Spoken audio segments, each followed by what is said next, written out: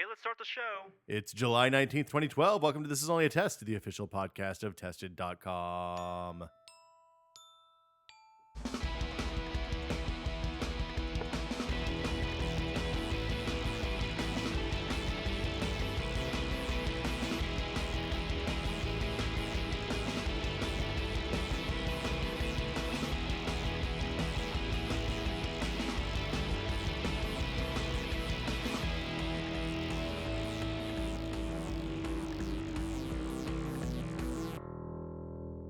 I'm Will Smith. Joining me today in deliriously hot San Francisco, California, Norman Chan on your phone. How you doing, Norm? I'm doing well. This is an embarrassing. We don't talk about certain things on the show anymore. It's probably a good thing that we don't, because today there was a bit of an embarrassment when you showed up. Yes. And I showed up. As I walked up the stairs to our sunny, warm, blisteringly warm new office. It's easily, 85, 90 in here today? 78, which is hot for San It's Francisco. really fucking hot. It's too hot for an office. Joey Famelli here also. A second appearance on the show. Yeah, number two. Glad to have you back. As I walked up the stairs, Will greeted me because he wanted to see the Galaxy Nexus 7. And you thought, man, Will is wearing an awesome t-shirt today. And I said, oh. And then I looked at Norm's shirt and I said, oh. Because we're twinsies. I also have that T-shirt. I know. And you thought about wearing it There was today. a chance. Yeah, We could do the trifecta, the three. You were about to say the three-way. I did not. No. Good. Would not say the three-way.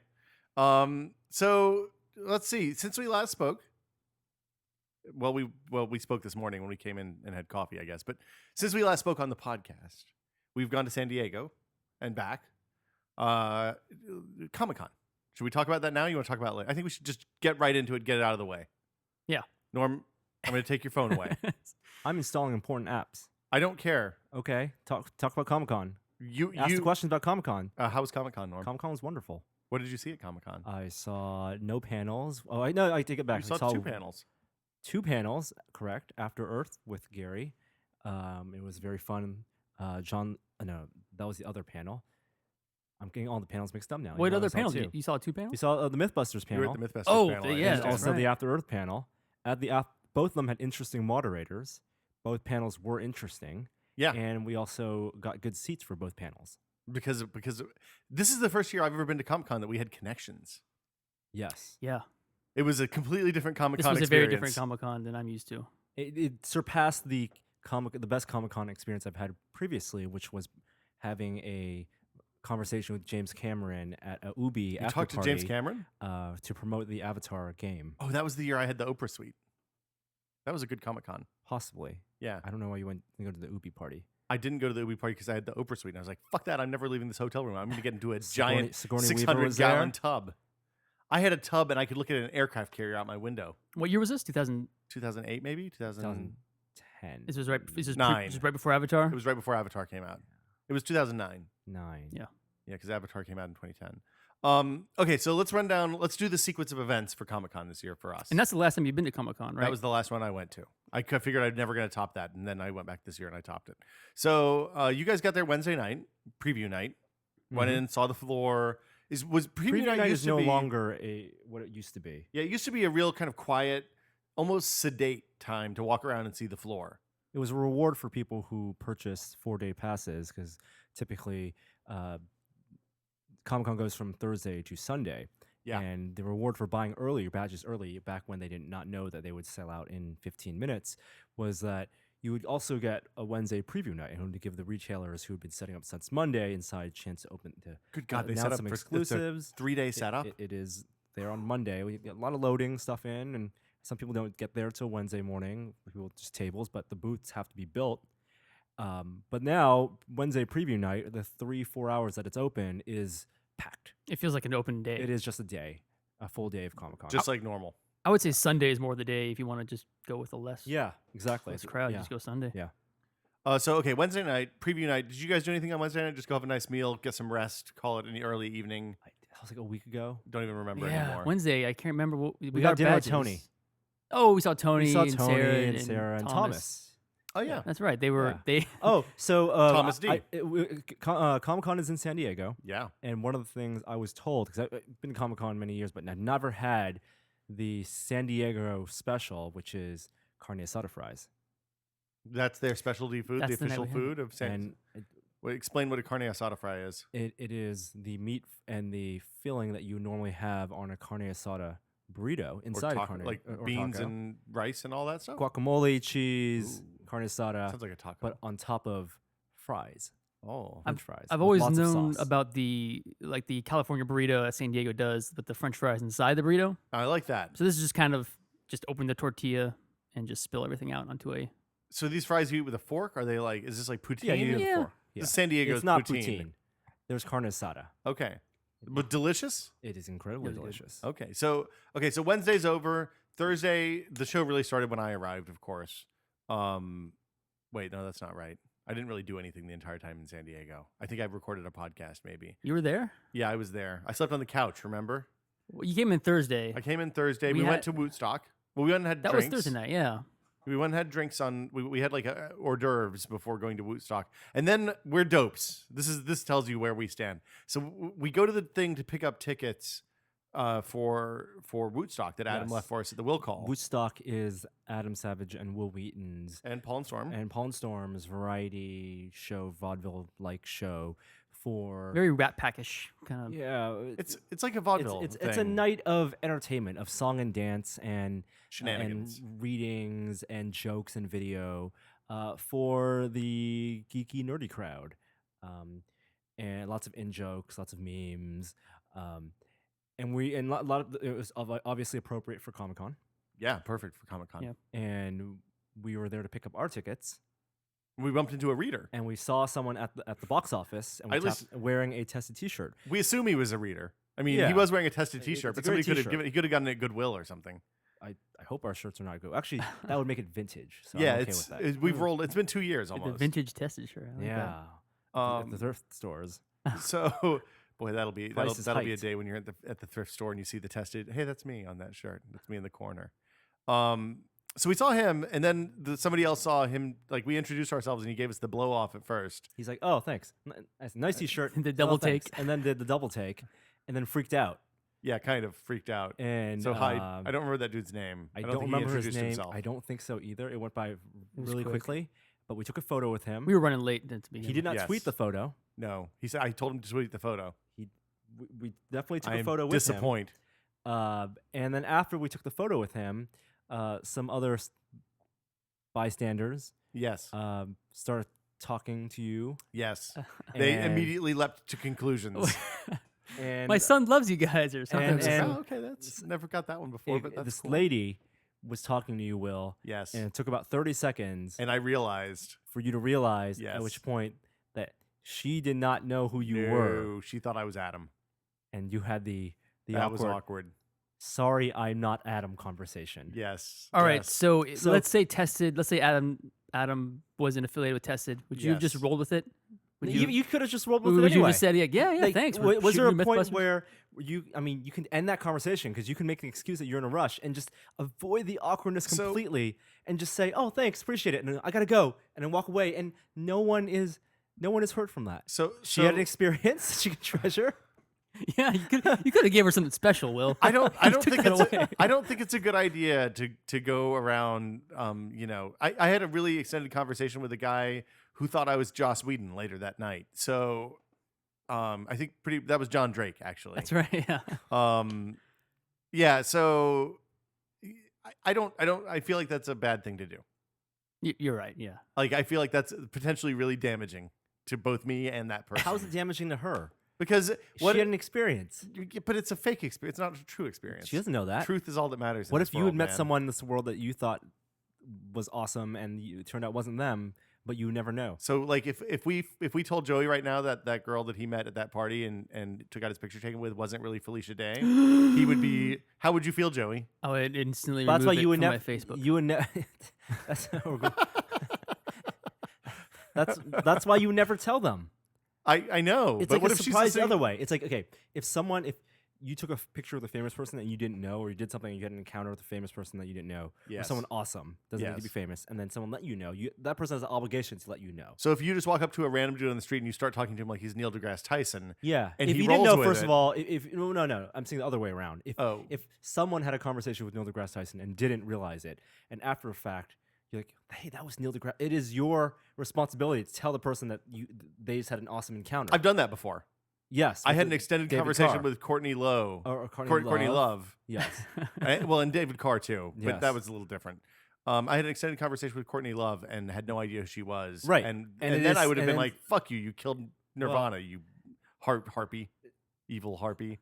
You're a bad person, Courtney It is Love." the bystander's responsibility to let you know that you had an awesome encounter. Just like on the other end, it is your responsibility. If you saw an interaction, like you would never go up to a person and say, "That's not Adam Savage. That's a charlatan." I You told never her I say was that. sorry. You said, "Sorry, my name is Will Smith," and then she Is just that what I thought you were said, mocking really? her at that point. No, I don't think you said that. I said, "Shut the fuck up! I'm Will Smith." No, it was So yeah, that happened a lot. The Joss Whedon thing, Adam Savage thing at Only at Comic-Con. Comic Con. Yeah. Let's see. So Woodstock was pretty awesome. We got to see Paul and Storm and Double Clicks, and fucking LeVar Burton was there. Grant from MythBusters obviously was there briefly. We met a bunch of interesting people. It was fun. Black Blood of the Earth was there. There was Black Blood of the Earth, and at one point Joey found a metal canister labeled Johnny Walker Black It was a clean canteen Yes. with Johnny Walker Black misspelled. on masking tape on the label. Mm-hmm. Yeah. I think. Or no, it was just written on Sharpie on the metal, wasn't it? Yep. tastes like Johnny Walker Red, but Oh, I don't know. Not blue. No. Not blue. No. blue spendy. Blue's good. Okay, so Friday rolls around. We went to bed at like 3:00 that morning, real late it seemed like. I think we went and got food We got afterwards. pizza. Yeah. We rode a So limo, good. 45 feet, with Adam and those guys. And we went to some parties and stuff like that. That was fun.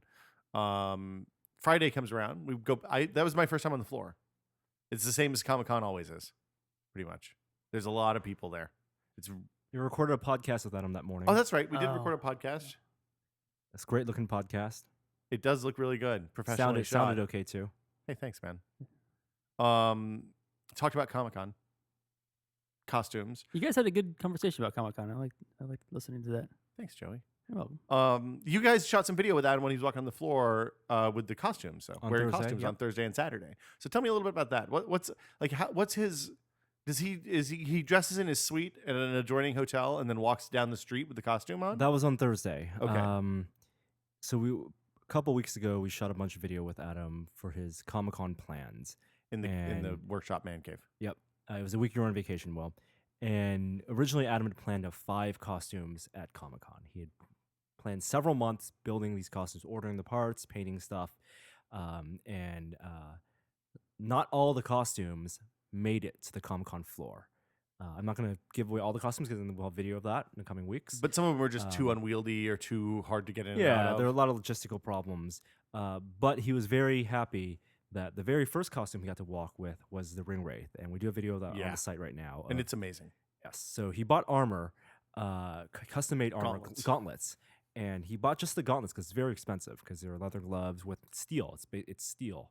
It's real metal. They are made as if made by a craftsman for a king. Yeah, Like not, they not are the for most the movie, No, but for for people who wear armor. they are the most expensive looking gauntlets I've ever. They are articulated in every way your hand can move, and then some, and are unbelievable.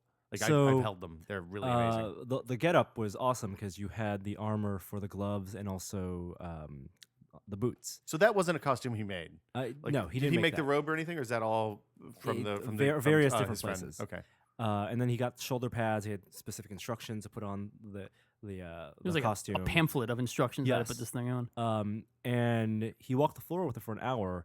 The video does not communicate how long it took for him to put on that costume in his suite. And even though the hotel was very well air conditioned, it is sweaty. The moment you cover your head in San Diego, yeah, you're going to start especially sweating. wearing nothing but black. Yeah. And there are costumes out there that have air conditioning on the inside, like the Daft Punk helmet that Harrison Crick's made Yeah. has air conditioning. A lot of those Well, they just have fans, so you They get a have little bit fans. of moving air. fans, right? Yeah. The air is not actually cooled. The Dead Mouse helmets that you can buy also some of them have fans inside. It's practical. This did not. and he had the helmet, he had the whole mask thing, and he walked the floor, and it's this thing he does every year called Adam Incognito. So he tweets a bunch of hints about what he's going to be, and the first person that spots him gets a VIP badge to the MythBusters panel. Okay. And he was spotted by a tested reader, surprisingly. So our plan, Joey, if you want to chime in on this, was to tail Adam at a distance, At a Discreetly. distance, discreetly, while also protecting him in case anything, in case there were mobs. So hold on. What are you going to do to protect him from a mob? We Yell. Did you see the beginning? Oh of my Taken? God, Carrie's over Did there. you see the beginning of Taken? Yeah. Yeah. Okay, fair enough. Throw someone down. But yeah, that would be a tactic. He also had a professional photographer who was hired to shoot photos of him for the whole trip. And Raul is a great photographer, and the photos that you see on the Entertainment Weekly and actually from the panel, those are his photos. It was very difficult for Raul to take photos of Adam while being discreet. Yeah. He had massive cameras, and we're trying to keep our distance. It was almost like it was a very weird experience. It like, felt like tailing someone. No matter what you're doing, taking video from somebody from far away, like getting into corners, always feels a little sleazy. Yeah, Like- even like you're hiding, you want to do like Yeah, like in the Paul bushes. Greengrass style, like behind the grass and Yeah, shaky cam behind peeking the out. shelf. Like, there you are. That's a good shot. And I mean, You from look real pretty now. the walk from the hotel to the convention center was fine because there was sidewalk space. I'll And make the you a second, star. the second that Adam gets down from the elevator from the hotel, I spotted Wolfbane, You got who I- real tiny hands. oh my god, who I'd taken photos of earlier, and this is a test reader. Oh, hands. He's the guy who, in previous Comic Cons and PAX, he wore the Aperture Science portal costume. Oh, he had cosplay. the He had the stilts, giant. leg No, stilts he and didn't all have the that. leg stilts. He had the giant weighted companion cube backpack thing on his back. Oh, the guy with that the guy. beard. Okay, yeah. So I recognized him, and I talked to him briefly at PAX. I knew he was a tested reader, and I spotted him in the lobby, and I knew, okay, crap, he can't see me because he's gonna know it's Adam. But apparently he heard Adam. The clank of the armor, and he turned around and he approached Adam, and I said, "Wow, that guy follows Adam on Twitter," and he spotted it. So it was a strange coincidence that the guy who spotted Adam was also a tested reader. Getting to the convention floor after the long walk from the hotel to the convention, It's not that long a walk, but in that costume, it would be in the costume, it did 3 take, miles. take 15 minutes. Because it was a real flowy robe, too. Yeah, it was easy. It would have been very easy to lose Adam if he did not have that costume on. A 9-foot. The And extra foot of Extra foot of black cloak. yeah. And we did it. I mean, Joey did a really good job shooting video of his encounters with people. Lots of people stopped him just to take photos, kids and stuff. And after an hour, he's like, "Okay, too many people are recognizing him. We need to get him back to the hotel." And Yeah. so we walked him back to the hotel, and that's where we shot the other half of the video, where he takes off the helmet, and it is very sweaty underneath there. He looked real. That thing looks like it's dry clean only, too. I don't know. I don't know where Nazgul will go to clean their robes. You wear it once and you burn it. It's- Oh, okay. Is that it? It's, or maybe it's made of spectral material and it's not really real. Okay, anyway. So that was costume number 1. He also walked the floor in the Rocketeer costume. He did That later video's that up too. day. He did just a suit and the Rocketeer helmet to look at stuff, take photos of stuff for himself. And before the actual MythBuster panel, he put on 2 more costumes: Rocketeer, the full Rocketeer getup, and also No Face. And he From just- Spirited Away. from Spirit Away, and he walked the line and took pictures of people, and it was wonderful. Very cool. Okay, so any other highlights from Comic-Con we want to talk about? There are 2 more videos that aren't on the site yet that we shot. We did some fun interviews with Quantum Mechanics, who makes the high-end. They make the high-end collectibles. Like like model replicas They do make and stuff like model that. replicas and prop replicas. They have the license for Bad Robot, Battlestar Galactica, Stargate, and Doctor Star Who. Trek, and Doctor Who, Some Firefly stuff over and there. Firefly. Yep. That's Bad So Robot. the other people, No, it's not. if you want to buy like an official Star Trek badge pin from the 2009 J.J. Abrams movie, the other people to go to, it's like $10 for a pin. Yeah, They have the 4 different kinds. the It's neat- awesome. The neat thing about those guys is they'll have like a 5-foot, $10,000 NCC 1701D that's going to be thousands and thousands of dollars. Plus, they have a $10 badge. Yeah, So if you so want something, you can afford something. The from cool them. thing about props is That's awesome. sometimes when you buy collectibles from like a TV show that you like, it's usually a Mad Cat or a toy. It's a figurine that's kind of cool, like if you like this character, but it's also kind of a little weird. Like I like Firefly, but I don't necessarily want a Jane statue in my room, right? I don't know. The ship one is he's pretty dreamy, but the ship one is great. Like a model ship is cool, but they like making props that are things that you can wear, or like rings or pins or things that I think we saw the tags, dog keychain tag from stuff. yeah, stuff that people actually wore from the show, like to make you feel more like a character from the show, props kind of thing, right? So they have like Starbucks gun, Kaylee and body pillow. and Mal's dog no, tag. no from the- Kaylee body pillow. That would be weird. I would buy a Kaylee. Okay, Joey. We're calling this episode the Overshare. And then they also do the high-end ship replicas. So they have 3 Enterprises that they sell. An Enterprise 1701A from the motion picture, J.J. Abrams Enterprise, and then this year they announced the 1701D, 32 inches, but probably $5,000 to $10,000, limited 50 edition, 50 of them, artisan ships, all made by hand, basically. all made and painted by hand. I think while we were doing that interview, didn't somebody who helped design? Yeah, so this won't be in the video, but it's one of those cool things. People at Comic-Con have worked at ILM or different model shops, and people who visited that booth, 2 people were actually worked on the 6-foot like the real one. shooting model Yeah. for the ship, and they were very impressed by the attention to detail.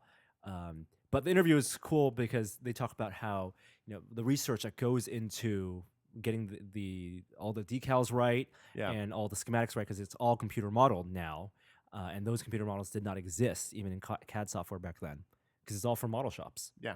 Well, special effects shops. So the models look really good. I mean, they had a couple of different Firefly Serenity models from Firefly. They had A Viper from a Battlestar Doctor Who Galactica. TARDIS. I don't know exactly. It just looks like a telephone booth. It seems like a funny thing to put in your living room, but that's cool.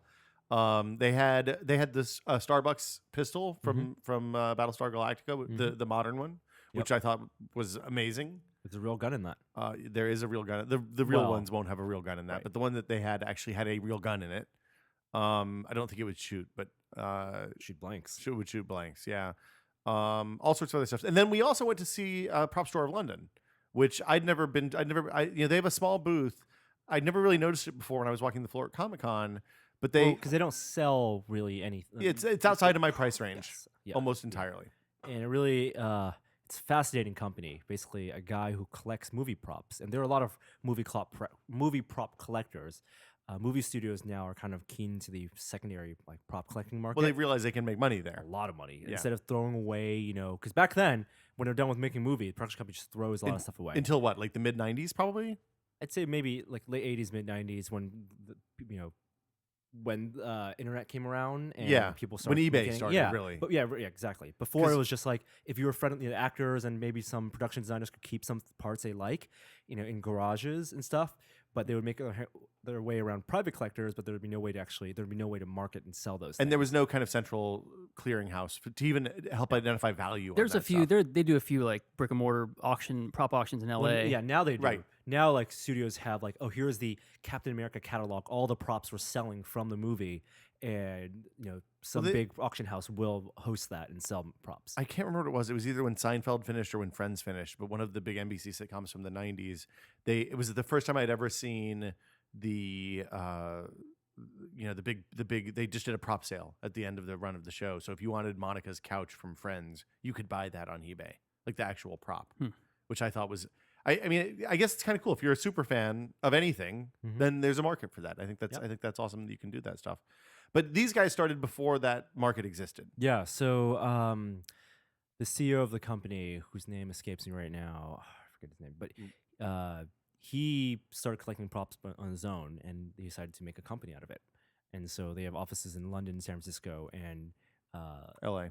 Outside LA. Yeah, sorry, LA and London, and they have warehouses and showrooms, and they just buy and sell movie props. So part of it is going to the studios and buying stuff direct from the studios, but part of it's also tracking down who worked on different things and who might have taken this home with them and who has what, and finding provenance on things that have existed for a long time. So one of the things that they actually had on display at the floor was Kane's spacesuit from Alien. Which is amazing. I like. We talk about looking at movie props and being kind of disappointed in them a lot. This one looks fucking incredible. Yeah, this was Japanese armor, Japanese style shoulder plates and the chest plates, it's and the awesome. boots. Yeah, It looks like it was well taken care of. Well, and the level of detail, even on the initial form, it clearly wasn't made just to look good. Like it was made to look. I think that the original, from reading one of the art of things, I think they were originally going to be more kind of shots within the suits on the planet when they on LV-233. So that, maybe that's why they spent more time on it than maybe is necessary. But it is a gorgeous, gorgeous piece. It's not for sale. They just brought it because they thought it was cool. And Prometheus came out this year, obviously. Yeah, So a bunch of stuff not for sale. Some stuff for sale if you are the right type of bidder. They had the Well, and suck also- cut there. they did have the suck cut from Wayne's World. They had the Mandalore masks, the animatronic Mandalore masks from Fifth Element. Conan's sword. Conan's stunt sword, the stabbing stunt sword, even. Oh, God. And they had a Mogwai from Gremlins, animatronic one. Yes. Last year, they had the Zorg ZF1. They had Marty McFly's cowboy outfit from Back to the Future. Ooh. And just a bunch of other random things. And they had like penguins from Batman Returns. And it's just a cool booth to stop by every year and check out all the movie props. And then we went to see the After Earth panel. Gary, we'll talk about that more with Gary. He's going to come by tomorrow, and we'll do a short extra podcast to kind of debrief Comic-Con with him today. He's unfortunately on working today, so he's not in town. He's with the floppy space rocket. Oh, is that where he is? Oh no, he's out of town. Yeah, he's out of town. He's not on baby leave. He's not on baby detail today. So yeah, anything else from Comic-Con? What did you guys do on Sunday? Just get up and have breakfast and get on the plane? No, Sunday we got on the plane. Okay. Got up and got on the plane. I did laundry on Saturday night. Went to bed about That's 2 or nice. 3 a.m. So let's tie this back into like services and tech. We used Airbnb to find our accommodations in San Diego because hotels are very scarce, and it was my first time using Airbnb, and it is a wonderful experience. Yeah, Airbnb is amazing. Gina and I used it for like a weekend getaway last year, and it was awesome. Yeah, it's the Craigslist for vacationing, but with legitimate photos and reviews, and the people there are. If you find the right person to rent from or to rent your own place too, you can save a lot of money. Well, and it's one of those places where user reviews actually work because they track whether you've been to that house and how many people have rented that renter. You know if you're accidentally renting from a scumbag, or at least if they have 35 rentals and universal positive feedback, you know you're probably okay. Yeah. It's kind of like the Yelp model, but better. Yeah, but we're verification and and escrow, and for something like vacationing where accommodations can get really, really expensive. Yeah. You can just find something that's not a hotel room. Well, especially, and even for people like us, I mean, we travel for business and we need 3 rooms when we go places, 2 or 3 rooms when we go someplace. And oftentimes that's cheaper than 3 hotel rooms. So we can get a house with a kitchen and then not have to, if we're going someplace for a week, we don't have to eat out the entire or time. in Joey's case, laundry. Yeah. Laundry, yeah. Joey that can was do great. laundry. I came home with no dirty clothes. That's nice. I bet Andrea was amazing. excited Yeah, about that. I've never come home from a trip like that. That was very nice. So yeah, let's see, Cafe 121 we went to for dinner. Big props to those guys. That was a fantastic meal. Sangria. So good sangria. White wine sangria is perfect when it's not. I could go for some white wine nice. Blueberry sangria right peach. now. Yeah. This is the froofiest drink I've drunk this year so far, but delicious. And I guess that does it for San Diego. Yeah. Anything Good else we want Comic-Con. to hit?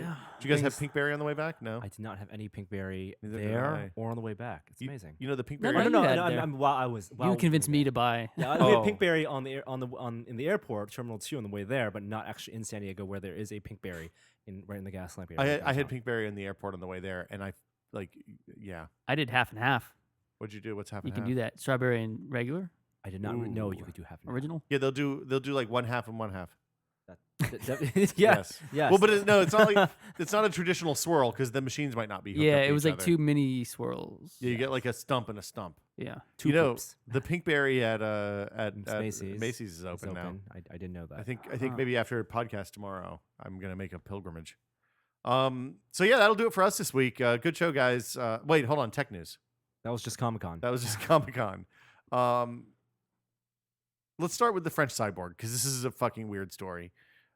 This French guy has had a pair of kind of semi-permanent eyewear glasses installed for almost 10 years, for a long time now. Almost, I think the first picture I saw of him was in '99. It's called the I can't remember what he calls it. It's the ITV maybe, EYE TV, Okay. something like that.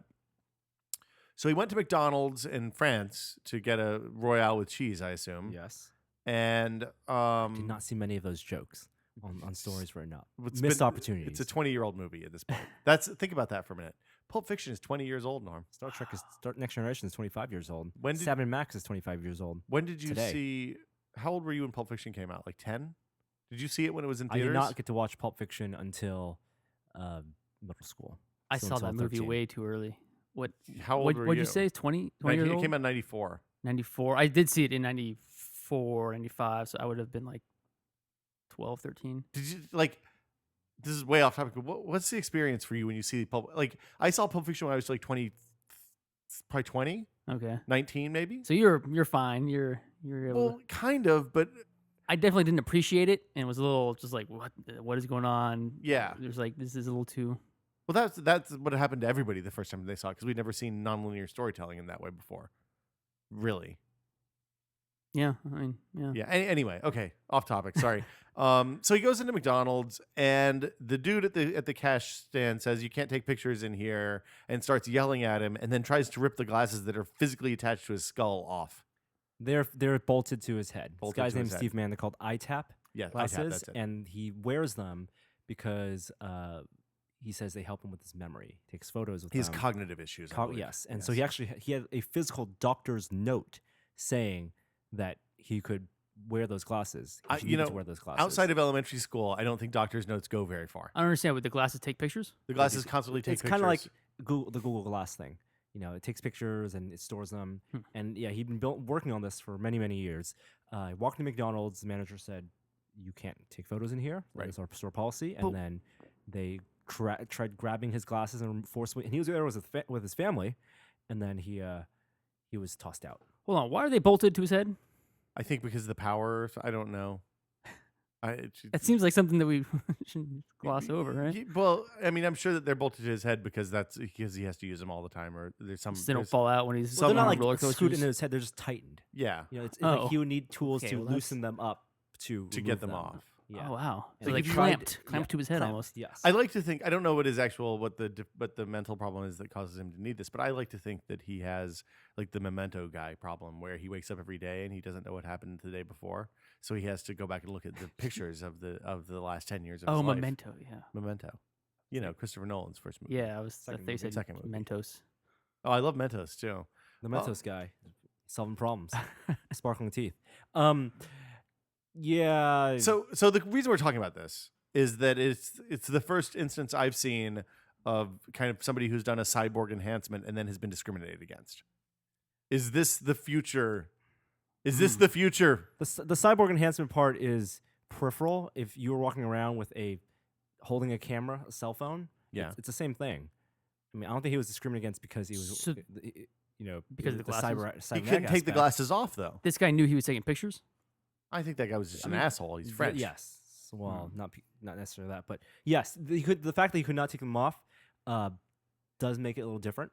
Yeah. But I don't know if he said he would turn them off.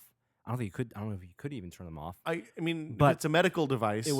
The situation was handled very poorly, and on all McDonald's fronts. issued a statement that said that the employees were interviewed and they did not touch him. And then the guy Steve Mann released a photo showing very clearly His glasses. from his glasses, showing very clearly like hands reaching out and grabbing the glasses. Oh man, Yeah, I mean, I can't wait for the McDonald's commercials to say how much they love cyborgs. And I'm welcome them loving into it. how much they love Cyborg. Come on in. Dear cyborg Cyborg customers, friendly. Outside of France, we're pro you. Yeah, it does tie into the Google Glass thing because this is not just going to be an isolated case. Google Glass, if it becomes a real thing next year, I mean, it's going to be a real thing next year for if developers yes, at least. If it becomes something that regular people actually wear around, there will have to be very clear new policies from private businesses and even public spaces about what's appropriate. Yeah. And that's something that Google has kind of worked with governments and stuff for like new technologies like self-driving cars. Like they won't test that in public, but this is a privacy issue also. They test the self-driving cars in public all the time. No, they do because they work with the governments to allow Yeah. that. They work with cops and enforcement agencies and So- Department of Traffic and stuff. So you're a photographer. Yes. You take photos in public places. One of the things that's happened over the last 10 years is the ability of human beings to take photos in public places has been degraded significantly. The ability to? Well, what happens is when you go and start taking a picture in, say, a BART station, the 50 swarm, and Really? they say you can't take pictures. San Francisco's okay because we're kind of liberal here, but in New York, if you start trying to take pictures in the subway, often as not a cop will walk up to you and say, "Hey, you can't take pictures here." People do not like pictures. Remember Even that? cell phones? Like, is there a difference between cell phones and like I think if you things bring that look like cameras? if you bring if you brought like a 5D Mark III or a big ass camera with huge lenses, you're They probably would- more likely to get stopped than somebody with a course, cell phone. Right. That's would be something my I think guess. about, like with our cameras. Yeah. Like they see this camera that I'm holding, and they're not. You know, they Well, get weird I definitely about know for private businesses, like their policies are don't shoot because they're afraid of it's like some type of takedown piece Well, or some some Yeah, bad PR. they don't piece of want to. bad They don't PR. want to wake up and have 60 minutes on their doorstep. The thing that there's a card that the EFF distributes. It's photographers' rights that I advise everybody who takes photos in public places to carry it with them. I would get it, go to your Kinko's and get it laminated and put it in your wallet. But it basically says the rule is if you're in a place where there's an Is it a expectation. big middle finger? Yeah, one side is a picture of a policeman. Anyway, the rule is if you're someplace where there's an expectation of public that you're in a public area, then you're allowed to generally take photos unless there's a specific reason or statute that says, hey, you can't take photos here. And I think that's the end around for like subway stations and things like that. But when you get into places like France and England and other states, countries, they don't have the same kind of rules about public photography. So Lawless Europe. well, or more so, more whatever. The upshot is know the laws in the jurisdiction that you're at, so you don't get locked up by the 50 or have somebody grab your bolted on head glasses. Oh, please call the 50 in France or anywhere else. I don't know. That's a good question. Cinq. What's zero in French? Non. Cinq non. I don't know. Not. Un, deux, trois, quatre, cinq. I don't know. Yeah, I can't remember. The nude guy. Remember when we went to Portland a few months ago, and 2 days before we arrived in Portland, a guy was stopped by the TSA and told that he had to be frisked because something showed up on the nudie scanner. Or no, sorry, something showed up on the gloves when they did the swab to test for explosive residues. And so he was so pissed off that he stripped naked in the airport and stood there bare-assed while he Arms said, out, look, I have arms nothing to out." hide. I have nothing to hide. They told him he had to put his clothes back on because he was violating the law. He said, no, in Oregon, you can be naked. It's Are you cool." not entertained? Right, exactly. And then proceeded to dance around an invisible hula hoop. So he went to court. The details of the incident became clear. The TSA people took the bins, the storage bins that you put your wallet and laptop bag and stuff in when you're going through the X-ray With the machine. Zappos ads? With the Zappos ads, and stacked them up around him so that the other travelers would not be offended by They his built a nudity. fort? They built a bin fort? They built a wall of bins Bin fort. around the chubby Oh, naked what'd you guy. do at work today? I built a bin fort. Yeah, I had to handle a Bin cage. kind of moderately overweight, naked, bearded guy. They could have just used one for the Well, I buttocks and one for the front. That would be another. Next time you're a TSA guy, we should do a segment called Ask a TSA Guy, No, where that's not Ask that's a- a terrible Yeah, idea. I don't think they can talk about that stuff. They work for the federal government. So he got off. Because there are laws in Oregon Oregon's cool with naked people. in public places. Public place. There's no expectation of lack of nudity. Anytime you're in Oregon, you can see naked people anytime. So we got naked Wow. in an airport and got That off. should be their state motto. Got off exactly. You need to look for travel brochures. Yeah, Nudity's cool. We're cool with nudity. Oregon, we're naked. Oregon, we love cyborgs and naked. Yep, down with the cyborgs. Wow, it's like the other TSA incident this week. Some guy Hard to believe. at SFO leaving SFO, dude with the really long Johnson, Famously dude. long Famous, Johnson. he was 9.5 I'm flaccid, he- 13 inches erect is what I'm the glad newspaper you said. know very specific The spec details sheet on his wing. I know. I read the story. I read it as I was making the list of stories. I was like, The Batmobile is 4 feet high and has 380 horsepower. This oh, Ron no, Johnson no, dude stop, is, stop. So they asked him if he had anything in his pants. And he And said, they asked yeah. him if he had a tumor, if he had a growth. Would you like me to whip it out? Bow, chick, chick, bow, bow, And chick. I think it was more uncomfortable for the TSA than it was. For Turns him. out he's just there to fix the cable. I mean, I can. So he just saw a giant I don't know thing those scanners. through pants and Yeah, those scanners are not good at seeing scissors and knives at your side, but they can catch Yeah, if the object is outside of, not in front or behind you, at it's your useless. side. Yeah. I think he was just curious. Probably just saw it and scratched his head. Well, No. no. See, the thing is, the scanners, I don't know if they're the ones in San Francisco do this, but now instead of showing the TSA nanny a picture, like the actual picture, it just extrapolates and makes like a cartoon image, almost like Really? a where did he touch you doll kind of picture. Extrapolates from your scan. Yeah, so it's like from a your cartoon, 5-second scan, and there's like a even box less, out even less where dignity. the thing is. Even less. Yeah, so then dignity. he had a big box over the Johnson area, I would assume. It was Wow. like question mark. And TSA is like, okay, whose Boom. turn is it right now? Right, we're gonna do the frisk, and they stop when they meet resistance. That's the Do you take the frisk? Never take the risk. I take the frisk sometimes. Do you take the frisk, Joey? Or take the scan. I've never opted for the frisk. Oh, see, I take the frisk. I But if always- there's not other people with me, like if I'm by myself, I always take the frisk because fuck those guys. wait. So what is this? I'm not So if familiar with- you don't have to do the nudie scanner if you don't want to. what's that? That thing that circles around you with The the thing hands that up. circles around you because it sends them a picture of your shame. So it's either you can have that, or you want them. Or just they to do an hold Or you. you can have invasive them touch frisk. you. Back. I'll put my back of my hand to your No, pockets. no, it's not like that. They go all the way up the crotch until they reach Johnson. So you'd rather have that? I'd rather have that than the radiation. The ESA doesn't allow those scanners because they think they're dangerous. So Private jet all the way. that is the way to do it. Windows 8 general availability date October 26th. Wow. Friday, October 26th. Halloween's gonna be a lot of fun. You can download that You can direct. Have, you can have a Windows 8 party and then leftover booze. You think they're going to do Halloween that party. again?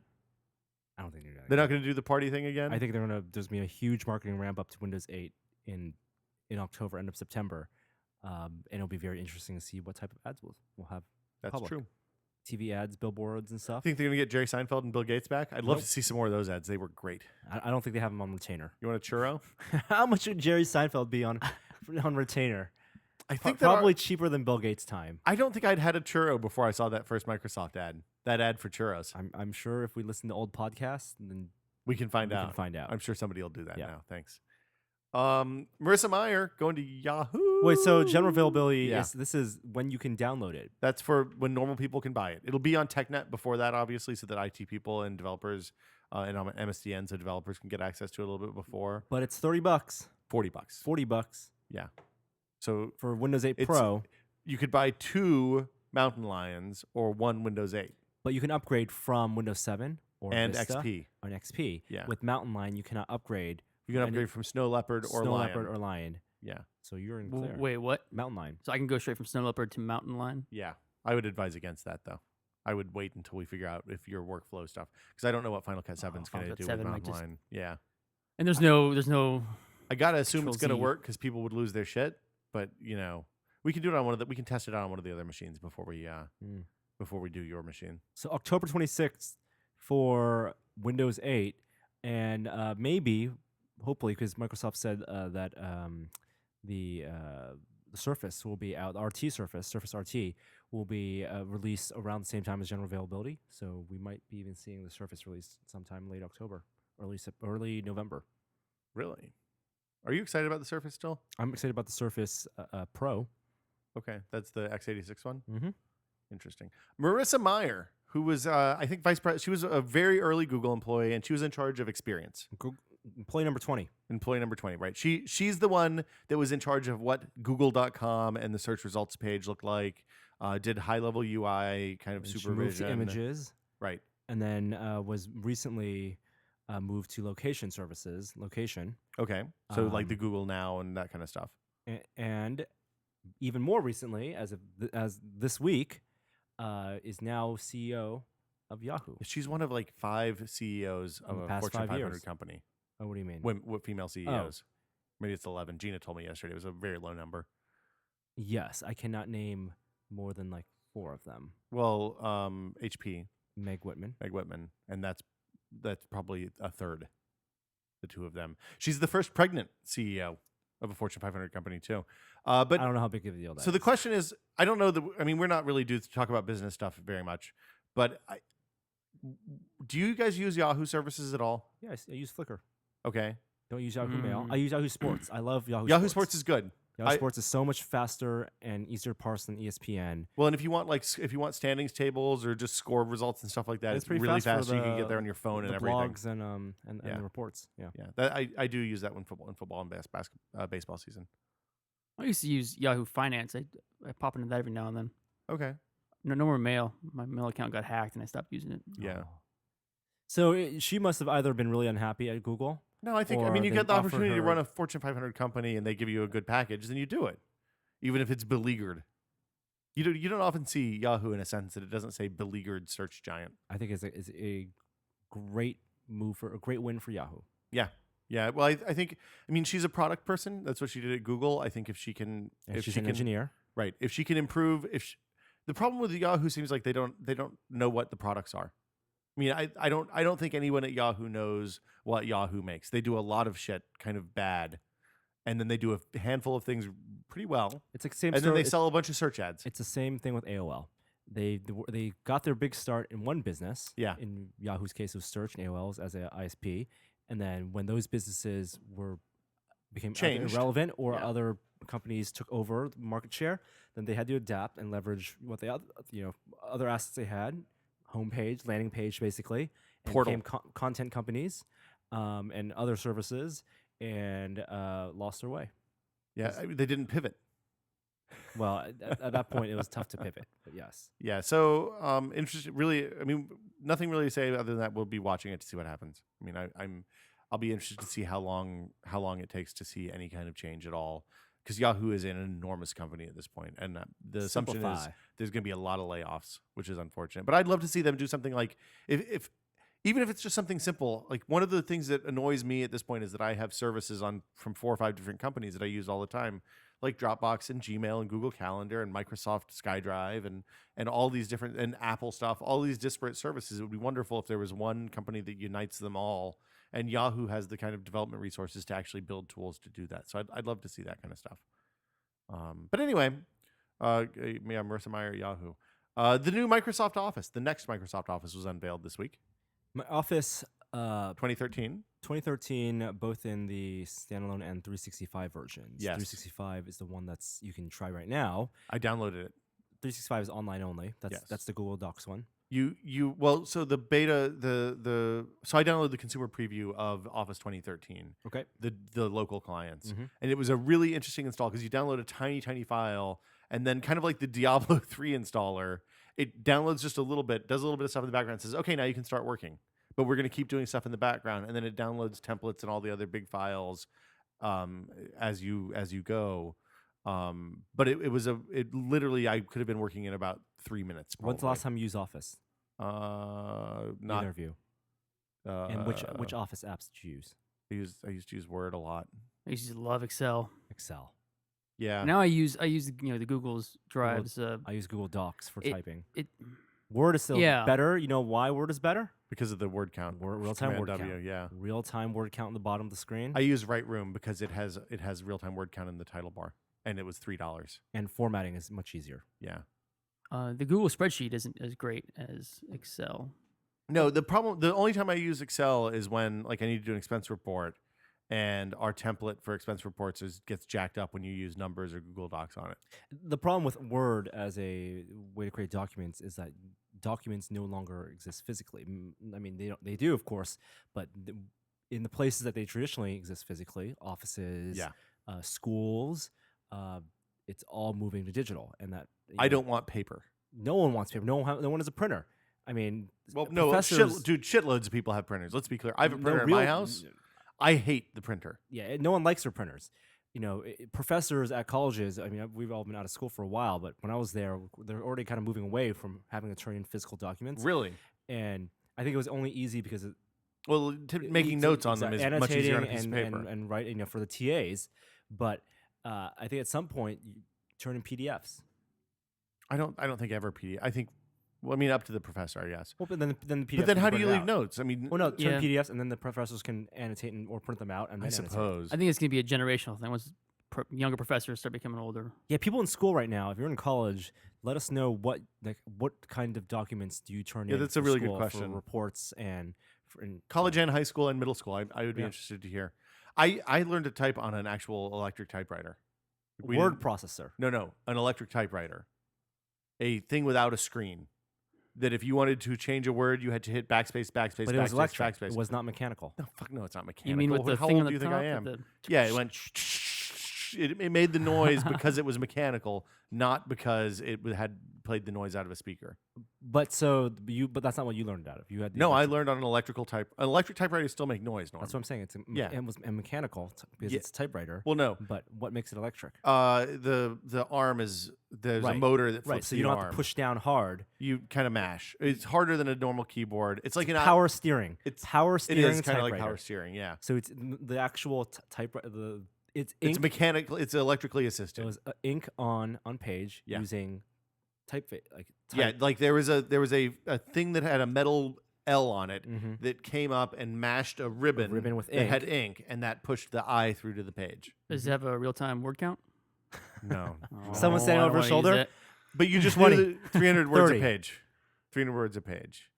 When I got when I got a word processor, that was neat, but it was always Yeah, the what's same a font. word processor? I never experienced the So- word processor era. So there were a bunch of different kinds of word processors. Like the first one I had was a typewriter. It looked like an electric typewriter, but it had like an LCD screen. The one with the line grid of dots, one line. with the X. You're talking about the one with the No. It was probably a 4x8 grid of dots that could same make kind different for letters. making labels. Yeah, like a label maker, like an old label maker. Okay.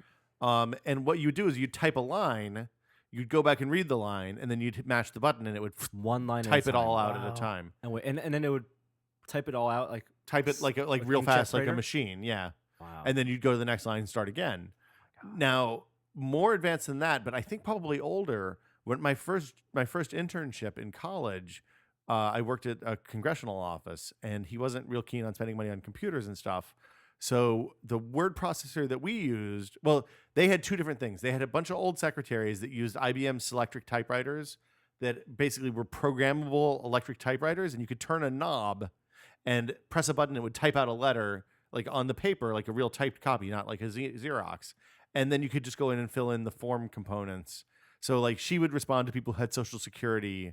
Like one of the big jobs if you work on a house member's office is answering people who want to complain about their Social Security or disability denials.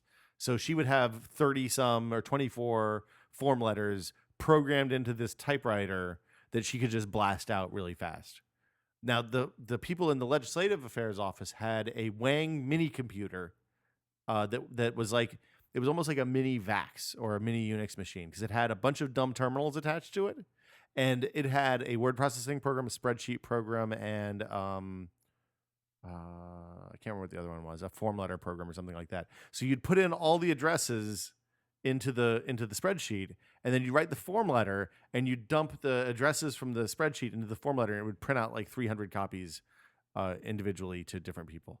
But it was a literal Wang mini computer. It wasn't like an x86. It wasn't a PC. It wasn't running DOS or Windows or anything like that. It was running some weird Wang specific OS, and it was a box the size of like an under counter fridge.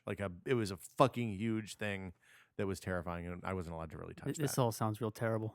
It was dark times. And the worst thing about this was in 93 or 94. So like you could buy a 286 at this point with Windows 3.0 and Word and like you could buy Word Perfect and DOS and have real computers. But this guy just didn't like spending money on computers. So we had archaic fucking shit there. Anyway, new Microsoft Office is out. It's kind of a hybrid. I looked at it a little bit. I haven't spent much time with it yet. But it's kind of a hybrid Metro Win 7 style design. There's a lot of kind of blocky elements. There's a lot of ribbon stuff still. Well, there's also the Office that's going to be bundled with Windows RT. Yes, Specific certain parts of it, bits and like pieces. Word and PowerPoint. I think and no Excel. Outlook, right? I don't. No Outlook. Good. And also optimized for touch. So there's massive blog posts on Windows on the Office blog actually today about how touch works on Office because those are everyone's big concern. How are you going to use on a 10-inch touchscreen? Use Microsoft Word or Excel, and basically the trick is blowing up all the side touch icons and the menu the bars. scroll bar and stuff like. Well, it's important because one of the main reasons it's cited, and I don't know how true this is, but one of the main things that people say is the reason Microsoft's first kind of tablet computing initiative bombed XP tablet edition stuff, is because Office never supported it. Right, it kind of half-ass supported it, and without Office at the time, nobody was going to buy into tablet software. And people were using digitizers for Yeah. that kind of stuff. Yeah. So that's out. Well, we'll do more with it later. I don't think we're going to do a video or anything. I don't know. For my uses, Google Docs is more than sufficient more often than not. And frankly, for writing stories, I usually just use a plain text editor because it's less distractions. Yeah. Let's talk about something a little bit more fun, kind of. Fez, one of my favorite games of the year so far. I don't think either of you guys liked it. It's okay. I played through it. Okay. It just wasn't. You didn't didn't enjoy the journey into Phil Fish's mind palace. No, I did a couple of the puzzles. It's just there was too many little issues that Not a kept me- cryptographer. Not a cryptographer. I Okay. don't like node based maps. The map was a little awkward. But they released the first patch earlier this week. There was a bug, unfortunately, in the patch. What did the patch fix? It's bugs. Okay. The first I didn't and hit- also I didn't hit introduced any the bug. bugs. Was it? So fix bugs and also introduce the bug. Introduced a bug, yeah. so there were some bugs like in the initial game. Literally, my first playthrough, I reached a point where right when you get to the top of the thing and you meet the Tesseract the first time, the game hung. It didn't hang. It wouldn't let you continue the script, and you couldn't exit out. So I had to restart the game. Man, I that think I sounds like s- the PAX experience. Yeah, I think I saw a Kind bit of, of that yeah. in the indie game movie. Right? It was very similar to that moment. So I think the patch fixes some stuff like that. And then Phil Minor Fish, stuff. tears his hair out. Yeah, and he he's was- really angry and like, Starts- millions of people are experiencing this game-breaking bug. Yeah. So he releases a patch. He fixed it almost immediately. Went through Microsoft Cert, because I think the rule on XBLA titles is they get one patch for free, one title update for free, and then they have to pay for the others. Oh, Pay Microsoft for But to certification. pay Microsoft for certification for anything after that first update. Okay. So the update went out. Immediately found another bug. This one wiped save progress for about 1% of people. They pulled the title update. He said, "Okay, we can have a fix for this really quickly. Let's send it through." Microsoft said, "Okay, it's going to cost you $40,000. oh geez. 40 grand to patch a game? $40,000 to patch Fez." So, because Phil Fish is a well-reasoned, calm, sedate individual, he wrote an angry blog post on the Polytron blog that basically said, "Look, this whole thing is horseshit. If this game was on Steam, it would have been patched 2 weeks after release. People think that we made a shitload of money by working with Microsoft, but in reality, we're paying them money to do stuff." Wow. Technically, I'm sure all that stuff is true. The question I have, and the reason we're talking about this today, is that the XBLA stuff makes the way XBLA works and the way the deal works made a lot of sense in 2005, 2006, before Steam really took off, before app stores on iOS and Android took off, and before there was when Xbox Live was one of the biggest ways to push your piece of content out to a large number of people. Like, has the marketplace changed enough that they have to reassess their policies going into the next generation of consoles? Should they? Yes. Yeah. Do they have to? Well, No. Yeah. Will they? I don't know. I Why? don't think they have to, because most people, many people, I'm not saying most, many people still consume TV shows, games, movies in the pre-programmed dumb screen, the main menu. Well, of course. And don't dive deep. And getting on XBLA gets like you access that. I don't know how you would find, but the thing is, now the games that are released, like when I went to buy Spelunky, I had to know where to go to find it. It's not like it's getting front page promotion anymore. Yeah, because I don't know why people. Yeah, I don't know why people sign on with Microsoft for XBLA titles. A lot of people have Xboxes. But way more people have Steam. Steam has a much larger installed base at this Sure, point. but those people are cheap and pirate games. Why? So why did Penny Arcade? Why did they release their third game on the indie marketplace? Are we hitting So different? they don't have to do that stuff. There's no cert for indie marketplace. So they can just- It's all it's semi-automated. I think they look at it to make sure it's not porn and stuff like that. yeah. But they don't run it through Microsoft certification. And do they get bug patches just for I free? don't have any idea how that stuff works. That's a good question. Curious. If you've written indie games for that, we'd love to hear about it. So yeah, it's a really interesting situation. The other thing that's interesting about this is before the game came out, Phil Fish had publicly said this is a console game. We're not releasing it on PC. And then he specifically said, "Hey, if this was on Steam, we wouldn't be having this problem." In this angry blog post, and then they re-released the patch. So 1% of people who download that patch are going to lose their save files. kind of a bummer. The interesting thing to me about this is that it's the same story we've heard from other people that are featured in Indie Game the movie. The Team Meat guys who made Super Meat Boy had a very similar experience. Went on to release their game on Steam after their exclusivity window went out and made like 10 times the money on Steam that they made on XBLA. It's a lot of money. It's a lot of money, even selling at a reduced price. I'm trying to think who the other ones was. The Monday Night Combat folks initially released on XBLA, released a PC version, made a bunch more money with that, and then released a free-to-play Steam version that they're doing quite well on, is my understanding. And you know, it's a situation where I don't know that Microsoft is going to, if they keep running off indie developers, I don't know that there's going to be any indie developers left to release games on their platform, because it seems like the word is out that it's a shit deal. So yeah, something to talk about. Invisible Hand will make sure everything works out. What's the invisible hand? Adam Smith, economics. Oh, yeah. Trying to speak in Joey's language. Yeah, yeah. Finance Joey. Finance. I really want to play Super Meat Boy right now. I would love to play Super Meat Every time Boy I hear right that now. word, I just want to. It's really hot in here. You 100%ed Super Meat Boy, didn't you? Not quite. I'm almost there. I really, really went into that game hard. It is really warm in here. I'm a few challenges from 100% in Arkham City now. Oh, really? Is that even worth it at that point? So many collectibles. I just beat that game and put it down. No, So never. many. Well, the thing I realized is that the collectibles show on the map if you beat up the guys that are highlighted green after a while. So I've just been beating up those guys and then I go to where the map is and I find the collectible, and it's like a little puzzle Yeah, every it does time. sound fun.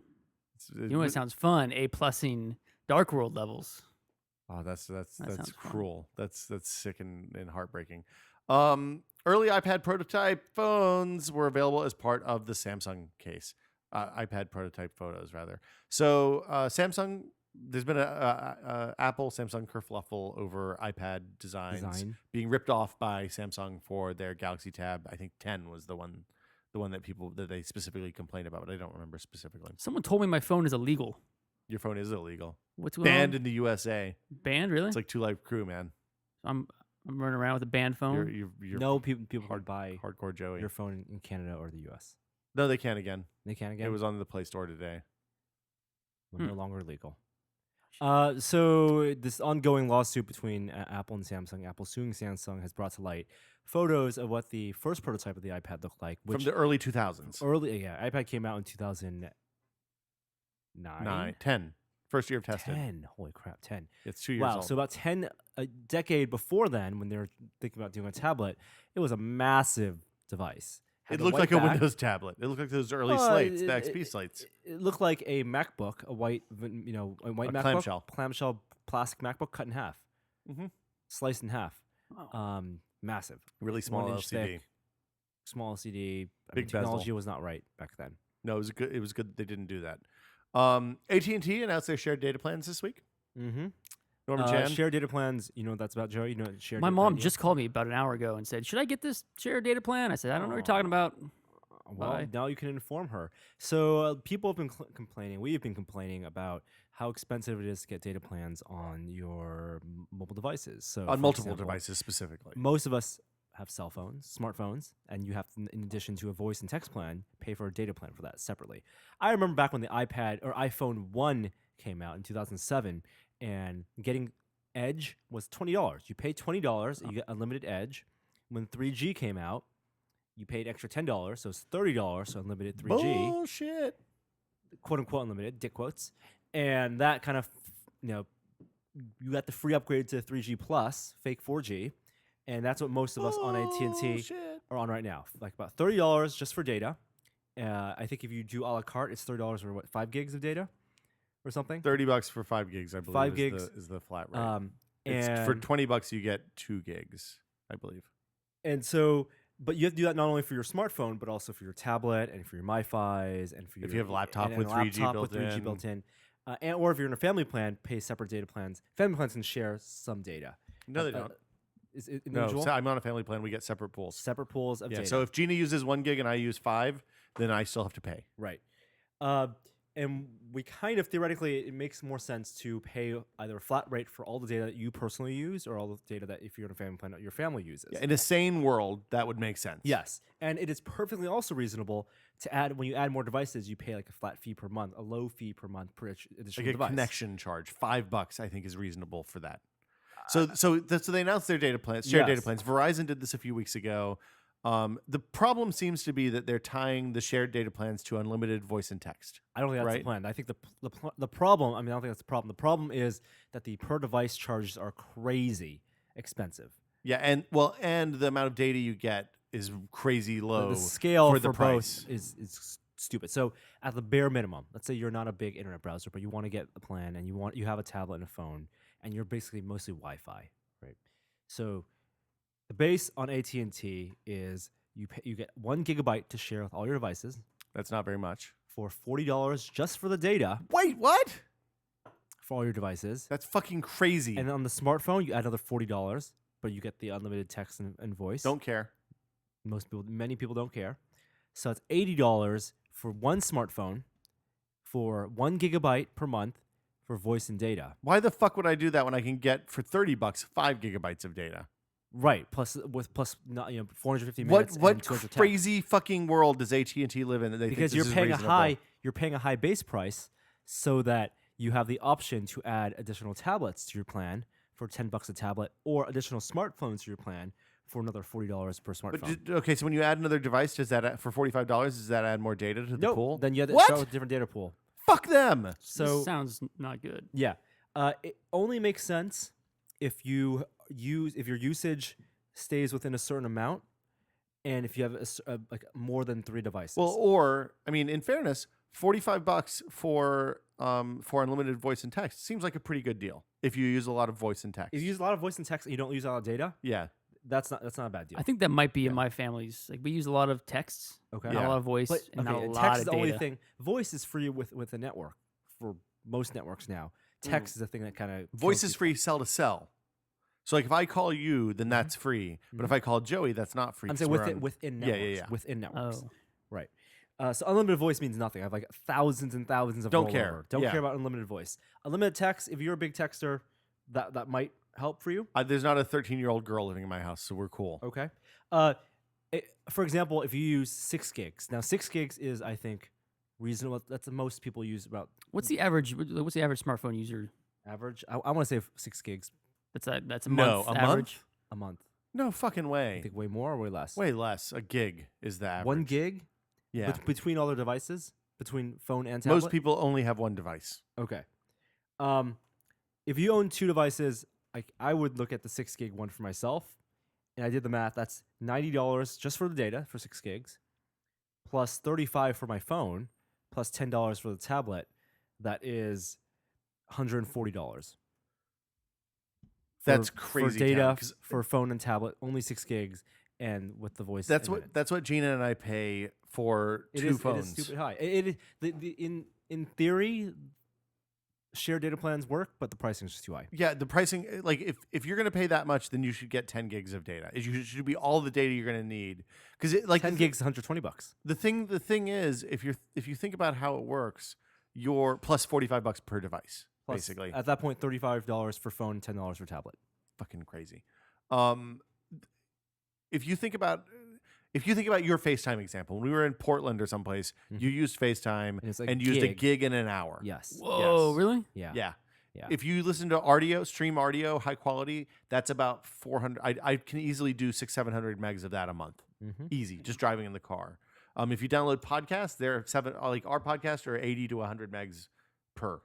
Yeah. So like you think about that, you listen to 10 podcasts a month, there's your gig across all the devices And the you own. problem is, It's once you fucking start crazy. turning on hotspot, then the phone devices Yeah. and the apps aren't smart enough to differentiate between Wi-Fi and cellular, because it thinks you're on Wi-Fi when you're really just on a hotspot. Yeah. Your cellular hotspot, and it'll just start downloading all the Dropbox. And like photo stream starts Exactly. working and like Oh. you can if you're dumping raw photos into if you're dumping high res photos off a real camera into your photo stream, they can be 15 20 megs Dropbox. each. Yeah, or Dropbox. on your laptop. That's what my mom kept mentioning, was these hotspots. The hotspot's great, except for when you plug your laptop into it, you're going to get reamed on data unless you're really on top of it. And Verizon is the only one that offers free hotspot on those Oh, plans. AT&T doesn't do that? AT&T, I think it's still pay the $10 to turn your thing into hotspot. I'm totally switching off of AT&T next time I get a phone. Well, the done. Verizon Fuck prices those are pretty guys. expensive too for the shared data plans. I'm not doing shared data I'm not plan doing shared either. plans. No. I think right now, like what I do is phone is on AT&T and tablet is on Verizon. My decision might be to switch to Verizon on my phone when the next phone comes out, but I would not do a shared data plan. I would keep them separate. Well, because the $20 on iPad for 1 gigabyte is still a okay deal. With Seems- hotspot thrown in. Yeah, And it's LTE. it's like an emergency hotspot basically. Yeah. So the takeaway is stay away from shared data plans unless you have a lot of people that are using voice and text on your phones. Stay away and just do the math. No matter what, do the math and see if it makes sense for you. And you can go to your bill online and look and see what your usage has been. Look Yes. at it for the last 5 or 6 months. See what happens. See how you use data, and you'll be able to figure out if it's going to be cheaper or not. We already did that one. Let's see. Let's talk about the botnet takedown. I don't know about the story at all. You put this on here, Norm. Yeah, there's a botnet that's running on 100,000 servers, and the last a servers big were taken botnet? down. It's sending up 18 billion spam emails a day. Really? I hate Third those biggest people. botnet in the world. Hate those people. Taken down. Well, now one of them is taken down. I haven't noticed any reduction in spam. 18 billion emails a day. You'd think I'd see at least 3 of those. I if get the about odds are good. 80 messages a day. Oh, my You- my is that 2003 in Google? Gmail account That's my Gmail account. Yeah. Really, Google's not good. You can flag things as spam. I doesn't do should. anything. I'm looking at these things and it's like minutes apart. Like, oh, what is happening? What did I sign up for? That I get spam in Arabic, and Google's not smart enough to like. I've never once replied to an email that was. I written will. in I mean, Arabic. I will mentally reward a spammer for writing a clever spam message, like bypassing the yeah, the finding penis some way- enlargement and the. finding some way to make me click the subject. 9.5 inches flaccid. I think I tweeted about it. I had a bunch of like penis enlargements, Viagra investments, and free pizza. I'm like, oh god, free pizza. Free pizza. Is that one you clicked on? That, I should click on this, but I know I shouldn't. The ones I You get, did. the ones did. I get are always the real dumb ones. Like Sony's giving away free Bravia TVs for answering this 5-minute survey. What kind of idiot falls for that? I don't. YouTube blur faces feature. This came out the other day. I saw this. I don't. What? I didn't hear about this. Yeah, so It blurs the I think faces, it's limited rollout right now. It's an option you can click when you Interesting. upload a video. If you checkbox it, the faces in your video will all be blurred. Yeah. So So that- That's something we've briefly talked about with our videos. Like, where do we? expectation of public fall. area, we don't have to blur faces. So Comic-Con, on the street, trade shows. I think probably that cafe video is probably the only questionable thing we've ever done. Okay. I like Yeah. that it turns crappy YouTube videos even make them crappier. It's the most distracting thing. Well, Google's had face blurring technology for a long time. Because if you look at Google Street View, there used to be a great picture of Norman, you and I walking across by our old On office. Front Street, yeah. on Because Front when you Street. see the Google van, You or make a the- face. You want to jump in and do something funny. You do a pose. Yeah. You guys are really in there. Yeah, but they blurred it now, so you can't fucking see it. I think it's like it seems like they drive around the streets so often here anyway that like it changes every 3 or 4 months. Seems like Is it just like a big blur, or does it look kind of It's like a a face blur. haunting face it gone? looks like a ghost. It looks like the ghost in 3 Men and a Baby. It's just a shadow now. Wait, I never seen 3 minutes. Oh my Baby. god, you guys are kids. I want to put this against. I miss Gary. I'll put this against Adobe's Photoshop's unblur feature in the next Photoshop. Bring Well- the face back in. Yeah, exactly. What happens when the immovable objects meets unstoppable force? Yes. Which technology is better? Ubuntu, Steam. I just want to put this in. I put this in here, so I want to hear Will talk about Steam on Linux. You're just trolling me at this point. Do people care about Steam on Linux? I do not think people care about Steam on Linux. I think it is for embedded devices and a upcoming Steam console. That is my theory. I think it's That's so high that, level theory. I think it's so that Alienware can make a cheap embedded device. Actually, Alienware is never going to do it because they sell PC games. I don't understand why they would do this unless somebody was just like, "Hey, we can make Steam for Linux and all of these games that are in the Humble Bundle and all this. We have, if they have 150 titles that are available on Linux, it was probably worth one dude porting Steam to Linux." That's my theory. That's really all I have to say. Did you guys buy anything for the Steam summer sale? I bought the Harley Quinn Arkham City expansion, Oh, which okay. is what sent me down that rabbit hole again. I bought some DLC for. I bought all the DLC for Saints Row the Third, even though it's not very good. I almost by all bought Saints Row reports. the Third. That was super cheap. At $10 one on point. Amazon. Fucking buy Saints Row the Third. I started buying games and I realized I don't have a computer that can play games. $10 on Amazon. I will bring my old work computer and you can have it. I'm done with it. I'm washing my hands of that. Saints Row the Third is fantastic. It's great. Everybody should play that. I bought some mugs because along with the Steam game sale, they're also doing a Valve gear sale. What? Are you serious? Oh, What? Real Yeah. shit. Is it done? Did I miss it? I think it's still going. I bought the complete collection of Aperture mugs. So I have How many Aperture mugs are there? 4. There's a modern one. There's like a 70s brown, really thick diner mug, like you might get at Denny's. Ooh. There's I you like can't get that. that one. No, that's my office mug. I don't. It's all for my house. Okay. All for my house. I don't want to have this nice mugs. situation that happened today happen again. Same shirt, same mugs. There's a 40s one that has a black interior and a white exterior and has like all sorts of blueprints and stuff on the outside. And the logo in that one, it's basically the Portal 2 joke that Norm's not going to get, but the Portal 2 joke in mug form, which really appealed to me. Have you not played Portal 2? I've not finished yet. I'm at the part where you're underneath the old stuff. You're hanging around with what's his name? His voice, at least. Yeah. Yes. What is this? Yes. That's a great part. Yeah. Yeah. The I'm whole at thing great is part. fantastic. Yeah, it's a great game. Holding that moment forever. Oh, God damn it, Chan.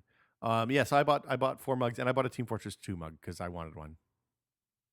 Because I like a nice big mug. Like those Aperture mugs, the original ones from Portal 1 are a perfect size mug. Oh wow, they have nice portraits. All the TF2 members. It's really? Let's see. Oh, that's pretty Nice- cool. nice This port- is making for a great podcast. Yeah. Valve Summer Sale. Valve Store Summer Sale. Click here for sale items. I'm gonna start listing off some great things I'm gonna buy. Now. You know what annoyed me about that is that you can't just use your Steam login and the credit card that's built into Steam. Why is that not? Why is the Valve It's merch different? blog not just part of Steam? That's what I want to know. Valve, We're pressing the serious questions here. yeah, hard hitting. The other rumor that I saw this week is that Steam's going to start selling non-game apps. So, like, you'll be able to buy Office on Steam. Is that the idea? Huh. Is Steam going to become an Productivity app apps. store for Windows? Yeah, productivity. Well, they have more. I mean, it's better than the Windows 8 marketplace right now. So, go for it. These mugs do look enticing. They're fantastic mugs.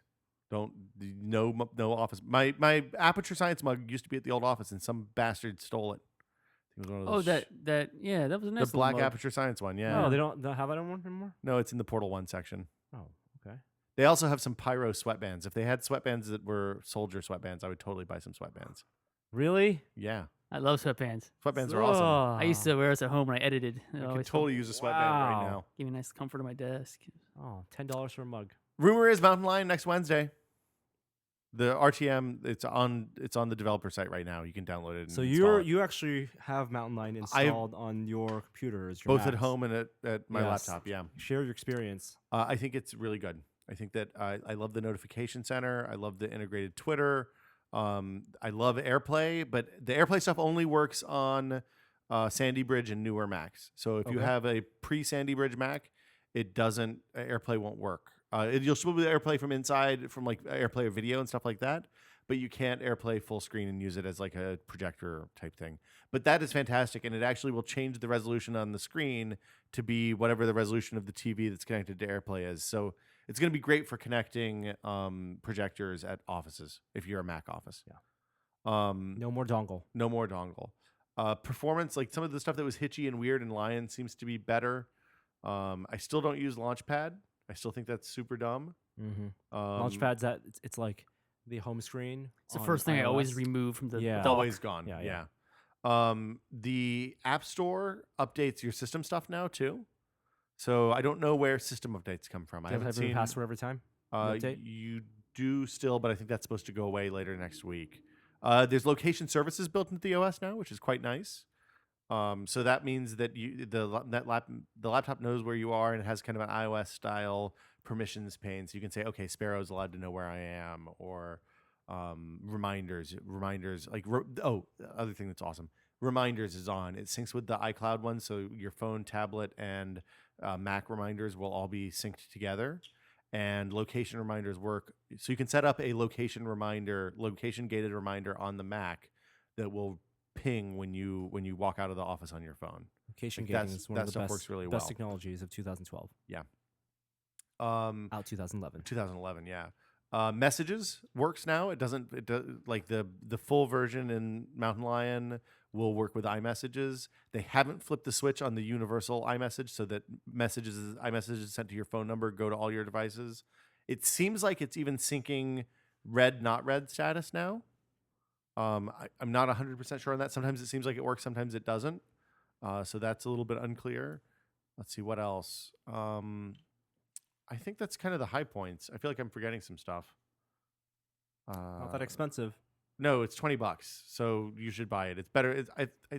My initial reaction is that it's better than Lion, and that's off of running betas. All of so your applications have worked so far with it? everything's been fine. The soundboard app that I used to play stingers and stuff during the podcast has been a little wonky, but it is a kind of old piece of software at this point because I'm using 2 versions back. I'm probably gonna have to upgrade that. But everything else seems pretty good. The App Store stuff is good. The first thing I did was turn off the thing that limits you to only installing apps that are from the App Store or that are signed, because obviously stuff doesn't work. I don't know what's going on over there. People are being loud, and that's kind of lame. Let's see. I'm trying to think of anything else. Notification Center is good. We talked about that a little bit. It's a good upgrade. It feels like a really good upgrade. I didn't notice any performance change at all. I haven't run a ton of benchmarks yet. Oh wait, no, I did. I did run benchmarks, and actually, performance from Lion to Mountain Lion was identical in the benchmarks that we ran for the MacBook Air roundup, because I ran them again immediately following the upgrade, and everything was the same. So yeah, I would say $20 well spent. Happy to use it, basically. Very cool. Any questions? No, I'm gonna get it from my MacBook Air. Yeah, FaceTime's good. All that stuff. It's a good upgrade. Let's talk about Canon's mirrorless camera, because this has been the white whale of mirrorless cameras for a long time. Both Nikon and Canon. We like Nikon- mirrorless cameras here. Nikon has a mirrorless camera out, and Canon has large sensor compact cameras in the form of the G1X. The sensor in that one is bigger than in Micro Four Thirds, which is Panasonic Olympus standard. Okay. But no real dedicated mirrorless camera system lineup. So, like Joey, the cameras we have, these Sony cameras, right? They are MILCs, mirrorless interchangeable lens cameras, in that they have large sensors, but they are compact because there's no mirror system in them. Which means for focusing, they use edge detect focusing and not phase detect focus. But also they're interchangeable lens. You can buy lenses, and Sony uses E-mount, and Nikon has their own mount. We are expected to see Canon's mirrorless camera systems announced July 23rd, next Monday. 4 days from now. And don't know what the form factors will be like, don't know what the prices will be like. Ideally, it will be a line of cameras, 2 or 3 cameras, with a new lens system, with a mount adapter you can buy to use EF lenses, Canon EF lenses. And do you think that there'll be autofocus and stuff? Stabilization will work on that with the Canon to Canon mount, or no? I think yes, Okay. absolutely. With the Canon, if you use the Canon standard adapter, just like with Sony, you can buy adapters from Sony's E mounts to the A mounts. Did I buy my camera too early? No, your camera still does still work. Did it break? No, it's fine. Okay, But I'd rather have fine. Canon glass than Sony glass. Are you buying a lot of lenses? Not yet, but if I had access to Canon's whole library of lenses, I might. Do you want to put a 5-pound lens on your camera? Kind of, yeah. That sounds awesome. You can. But I have to have a monopod. You can. But there are EF lenses for you, mounts right now. Free right now. They'll let you do that. But they don't do autofocus and stabilization. Do you need? If you're going to use autofocus when you're using a $2,000 lens? Probably, yeah. Because me. Okay. All right. You give me shit about the way I take pictures all the time. All right. The point is, we're all very interested to see what these new cameras are, and the most interesting thing is the rumor that the sensor inside might not even be the G1X sensor. It might even be a full APS-C sensor, Canon's APS-C sensor, which is a little bit smaller than the standard APS-C size. Okay. What does that mean? The crop is 1.6 as opposed to 1.5. Like 1 to 1.6. Well, 1 to 1.6. As compared to full frame. Okay. So there's been nothing leaked on no pictures of these? No pictures leaked of this camera system yet. A lot of mocks and DeviantArt style CG renders of what people would like to see from this. I don't think they're going to put an optical viewfinder in it. I mean, or EVF in it, electronic viewfinder in it. So they'll just have a big back screen like the Sonys and all screen. that. I mean, the goal on those cameras is just get the best image you can on the smallest body, right? That's That's the kind of that seems like the design decision. You take advantage of the fact that you don't need mirror size is a advantage in this Yeah. case. So we should know about that on Monday, hopefully. Hopefully, I'm very Cool. excited. The other thing is that both Nikon and camera have people have long wanted them to release more affordable full frame cameras. Yes. For example, on Canon side, if you want a full frame camera, so the sensor Explain what being, a full being full frame, like the full set that's the 35 size of a millimeter, 35 millimeter film. Okay. and not the APS-C size, Advanced Photo System -C. Okay. Do you have to go to 5D Mark II or 3 or a 1D, and those start at $3,500. So if you want a full frame camera in the fall, though, Canon might have one that might be $2,000, which is more affordable. That sounds pretty good. Should we talk about what we've been testing? Sure.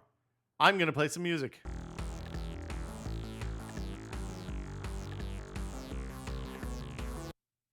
So it's been an eventful week. We shot our first video with Jamie a couple weeks ago, and it went up today. Mm-hmm.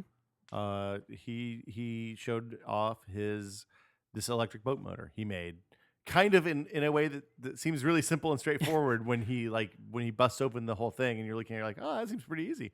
But I think it was much more involved than that. After editing that video, I was like, well, that's easy enough. I can do that. Yeah. After thinking about it, like, buy an outboard, hollow it out, take out put a motor that you buy for $75 in, buy some batteries. So we should explain what he did. He took an outboard motor, an Evinrude, lifted the top off, detached the gas engine from the drive shaft, lifted it off, and then built a mount for this giant electric motor to power the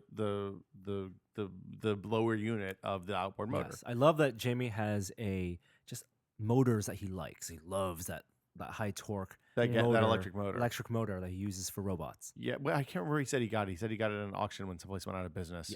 Car company. Electric car company. That's right. And that's the one that shoots the 7-Up cans. Yes, that's the one that he uses for his 7-Up can right, yeah. robot and his other robots. We got to see that in a lot of detail. And you should definitely check out that video if you wanted to see more about what makes Jamie tick. It's very informative. He's it's amazing the contrast between him and Adam in the way they approach kind of everything. Like problem solving. Jamie is very methodical and detail oriented in a way that I don't want to say Adam's not detail oriented, but it's been an interesting experience working with them both. So we'll nothing more planned for Jamie at the moment. We'll have some more stuff from him in the not too distant future, and I think he's going to start writing some posts for us as well. So looking forward to that. We talked about Comic-Con a lot. I'm not going to do anything else. Is there anything we missed at Comic-Con? Tons of stuff. We didn't see the Batmobiles. I tested 7 different brands of whiskeys. Yeah. Which one's your favorite? I think I liked the Macallan 25 year we had. Well, that's the most expensive. That was Scotch, the one. not whiskey. Oh, right? Scotch whiskey. I mean, whiskey's. You get all those branches out. I don't want to enter this conversation. Well, what is whiskey to you? Whiskey. Scotch is Scotch. Whiskey is whiskey. Whiskey is American whiskey to me. So you're Jack Daniels. So or you're, what is Jameson? Scotch, I guess. No, Jameson's Irish whiskey. Oh, well, okay. So that's okay. That is whiskey. And Scotch whiskey is not It's whiskey. Scotch. I don't think Scotch whiskey is whiskey. I think Scotch is just Scotch. No. Whiskey is the label where all these things, bourbon, all these things come out. Bourbon's not whiskey. Okay. To be continued. We'll talk about this later. Nexus 7. That is probably the biggest This is the big thing we've been testing Yes. this week. You Oh got my it yesterday, goodness. day before yesterday. 2 days ago, it finally started shipping out to people, and we have one. Do you like it? Does it make you happy? I like it a lot. I've intentionally stopped using the iPad so I can see what living with Nexus 7 is like. We can talk about Jelly Bean. There's so much to talk about with Nexus 7. We are not going to shoot a quick look until we've actually had time to use it because there are things in Jelly Bean that require lots of usage to actually come to fruition, like Google Now. But when we talk about hardware and form factor, of course, many people have had, 5,000 people have had this since Google I/O a month ago. 3 weeks. 3 weeks ago. So, made by ASUS. ASUS. This is a 7-inch tablet running really surprisingly ungimped hardware. You have a very nice IPS 7-inch display. So you're saying in contrast to the Kindle Fire, which is the same form factor. Something is clipping real bad. Really? I don't hear anything. I'm totally That's just. I think you may have just hit the. Or my Is it making my a bad noise? monitor is totally. Well- Okay. Well, I'm just not gonna listen to myself anymore. Yeah. All right. So, yeah, compared to other tablets, they're The Kindle Fire. Kindle Fire, Yes. yes, specifically. There's a gig of RAM in here, a Tegra 3 processor in here, 1.2 gigahertz quad core plus a hidden core. It's running Jelly Bean stock. There's front camera, Gorilla Glass on there, nice plastic back that feels rubberized. I used it for a day and a half before having to charge it, but that was also downloading like Transformers and all my Spotify songs I want on here. This is the 8 gig model, of which maybe only about 5 gigs is accessible to the user. Okay. No SD card slot. USB charging does come with a power brick. So which this is nice. a content device, not a. You're not going to load. Almost even more specifically, it's a Google Play device. They Okay. really want you to use Google Play, just like Amazon sold you to Kindle for $109 and want you to buy some from Amazon Store, Right. books, movies, TV shows, magazines. Google wants you to really go into Google Play. So they bundle a bunch of movies, or a movie, they bundle music, bundle magazines and books, and also give you $25 Google Play credit. So you and on the home screen when you load it up, it is front loaded on the bottom shortcuts, all Google Play stuff. So can you still install like the Amazon Kindle app and Amazon Video on Demand app? Yep. Okay. Yep. Any Android app you can install on this. So it's not device. like it's not locked down in any way. It's a No. full. This is a reference install of Jelly Bean, basically. So how is the Jelly Bean stuff? 'Cause Jelly this Bean is where I'm is- interested. Jelly Bean is very different than Honeycomb, and also We didn't use a lot of ice ice cream cream sandwich. sandwich. well, Ice Cream Sandwich is on the phone. So Joey, you've been using Ice Cream Sandwich on your Galaxy Nexus, Correct. and this is more like Ice Cream Sandwich than like Honeycomb. Honeycomb is almost gone. Honeycomb was the tablet OS from like the Motorola Zoom, Yeah. like for those big tablets. I remember the It, weird. it was clearly like in retrospect, it was clearly a kind of temporary stopping. They needed to get tablets out. They needed something that looked okay, and they just jammed that out, and it wasn't very It coherent. tried to be too different, and in the ways it tried to be different, it was different in the wrong ways. It was Yeah. different visually, but not functionally. It was just slow. This is very fast. So all that Google Project Butter stuff is implemented here. So 60 FPS VSync on. They say triple buffering, which means the CPU, GPU, and display all run independently. There's no bottleneck stuff. So the CPU is running slow. The display is still going to process the video. The home screen is made has a version for 7-inch tablets for small. They call it small tablets. So I don't know what this looks like on a big tablet, Okay. on like the Honeycomb or on a Motorola Zoom tablet. It Right. might be different. On a 7-inch tablet, which is what this is on. We'll likely never know because I don't think that has ICS yet. So Yeah, there's no portrait or no landscape you mode, can't. just You portrait. can't. Hold on. You can't landscape. Not in the home screen. Why would you want to? I like having choices. Sure, this is designed right now, like notifications, everything. It looks like Ice Cream Sandwich stretched out and a little more detailed. Okay. Notifications bar. How's the is- screen look? Pretty good. Screen looks great. There is a little bit of color banding, so for really nice photos or in comics, I could see separation of colors. Okay. Screen on the So iPad still better. Okay. The viewing angle is nice. Viewing angle is nice, IPS. So wide viewing It angles. looks pretty close to the surface. I mean, it looks pretty good from here, even with really gnarly glare. Yeah, and it's very shiny. It's not super bright, so even at max brightness, it is not nearly as Can't use bright. it. Can you use it outside? In max brightness, yes. Okay. You can read in max brightness. What I notice is notifications. Do you use notifications on your iPad? On the lock screen mostly. I mean, when you're actually, do you drag down? Leave Hardly notification? Ever, never. Phone, never.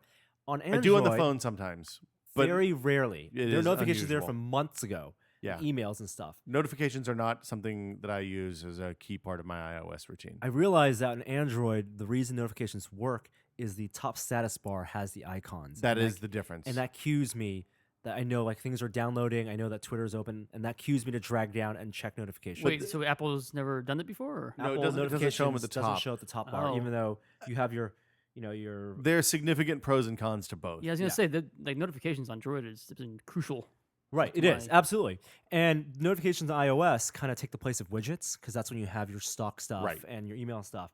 But with the widgets here, and especially the resizable widgets on a 7-inch screen, so much better than iPad's static icons. Oh, of course. Yeah. I mean, we've been saying that since exactly. Gingerbread. Yes. The thing that I both like and don't like the notifications. If you take the time to make the notifications work the way they should on Android, they're awesome. And you can do it now because you can disable per application. There's a notifications. unified section for that now. It is per application. So it's always been like that. It's a huge. But you pain can in the tap ass. that. So for example, I have a Twitter notification here. Yeah. If I hold that down, it will let me go right straight to app info, and I can uncheck the box for show notifications. That's good. So that's why that's there. Okay. You can go from the notifications bar. You don't have to go into settings. So it dig used to into be the that you app. had to go into each application, Yes. figure out where it was, and there were some bad applications that actually didn't let you adjust those. Here now you can curate your notifications per app as you see the notifications. So that's perfect. So you know if I get a ton of Instagram notifications, I want to disable that. Right. And then but yeah, if I want to renable it though, I do have to go into settings within the But app. that's fine. And that's fine. As it for should be. renabling. Yeah. It's better if they grab all that stuff. And I like the way iOS puts it all in the centralized place. I don't like that there's no visible place for notifications on iOS once you close the small lock icon. screen. Small Yeah. icon. For Windows Phone, they have that. For here, they don't. Yeah. Everything else very similar. It's very fast. Those 5 screens are incredibly fast. You have your little folders that you can set up and rename. Is the butter stuff? You're seeing the benefit of butter? Yes. Where butter does not work well is not the fault of the OS. It's in third-party apps, and because there's no differentiation still between tablet apps and phone apps. For example, Comixology or Yelp, it's just the phone app stretched out. You know, there might be a little more information on in there, but it's terrible. Like Comixology compared to iPad, iOS tablet, and Android, it is night and day, the experience. Both the reading and also the purchasing and buying experience. When you buy from Comixology on the Android, does it go through the Play Store? No, it's within. It's you're paying money to Comixology directly. You're paying money, but the browsing and the menu system, they need to redesign it. Yeah. But what Google's done really well is, for example, the YouTube app and also the Hangouts app, the first party stuff, really has a nice unified design language that is really pretty. That's a result of Matthias Duarte coming on board and being in charge, like somebody being in charge.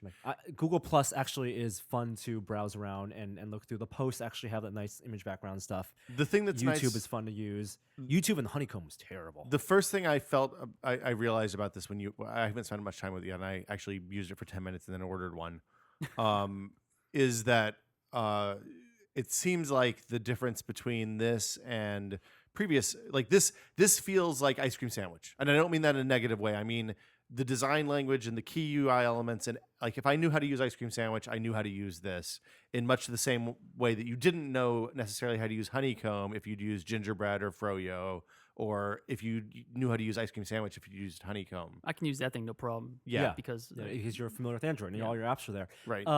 I mean, now the third parties will still fuck that up because they'll put their own shitty skins on top of it. But that's a choice you make when you buy a device. I mean, batteries, something we'll have to test.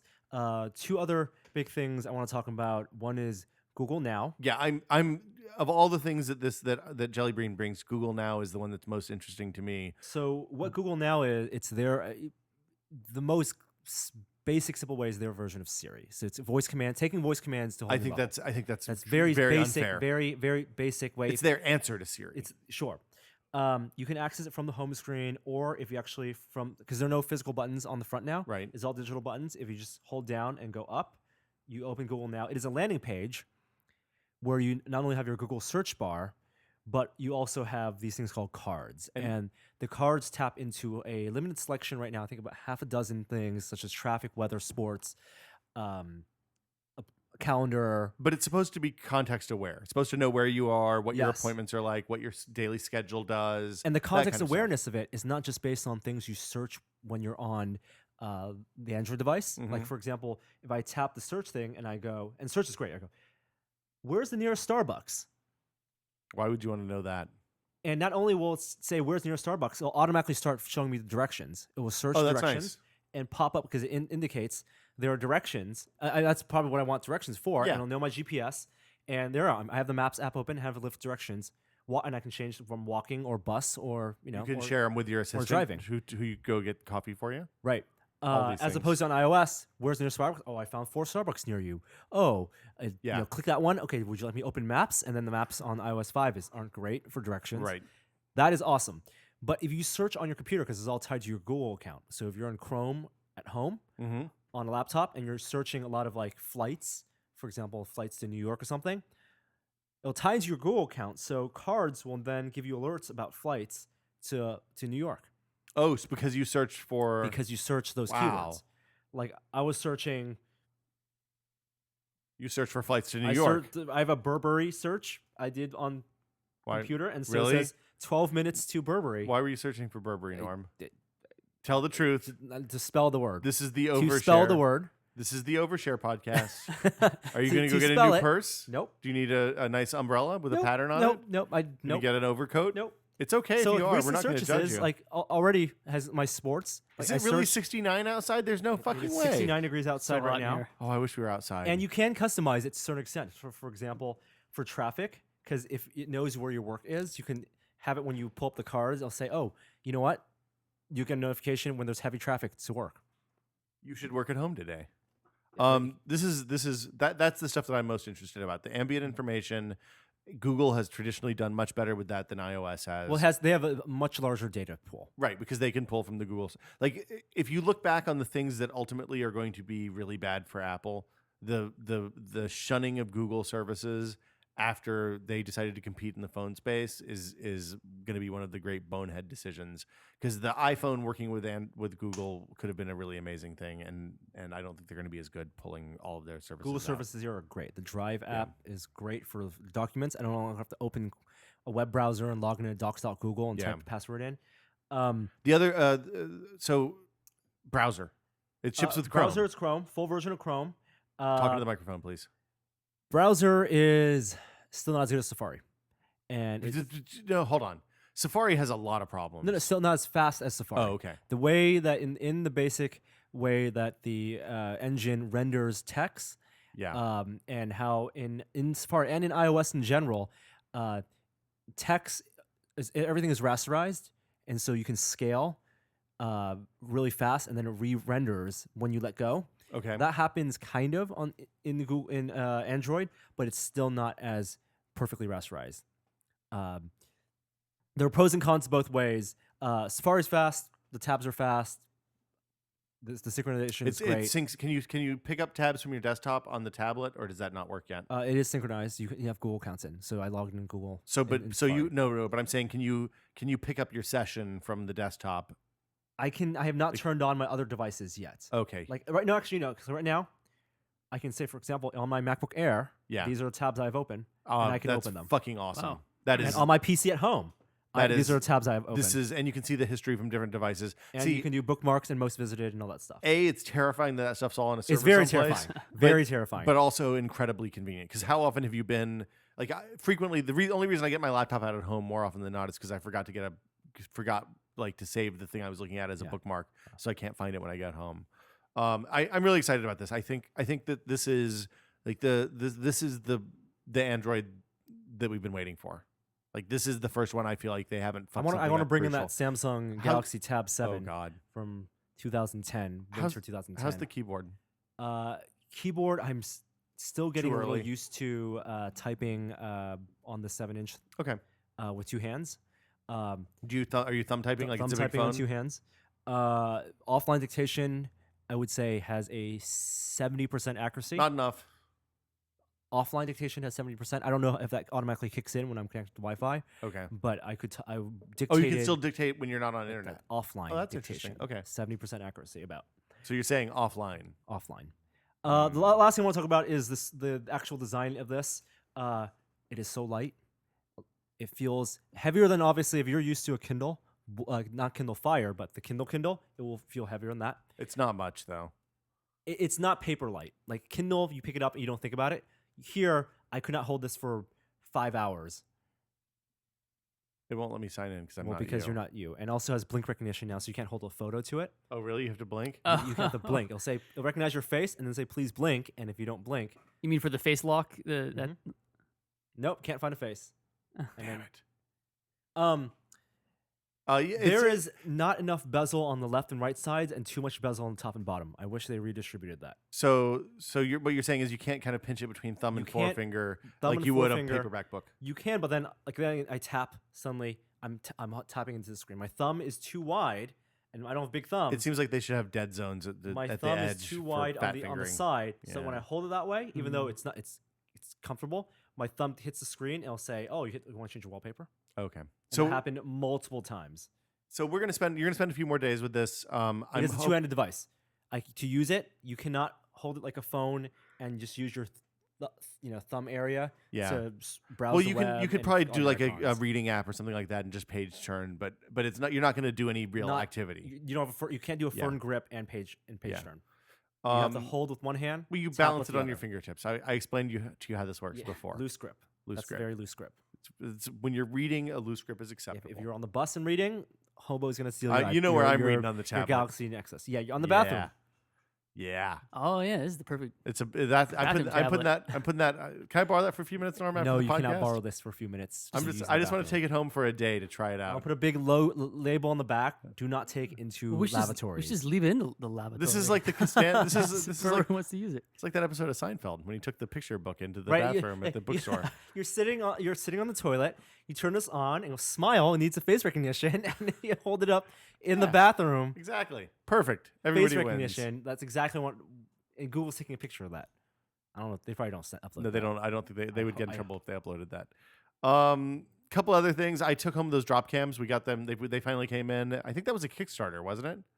Or was it just some incubator? But it's basically a Wi-Fi direct. Oh, okay. So first off, quick look on Nexus 7. We'll shoot it early next week. We want to spend some real time with it, so we have solid opinions. And I will be writing individual posts about different things that are being tested on this. Okay, cool.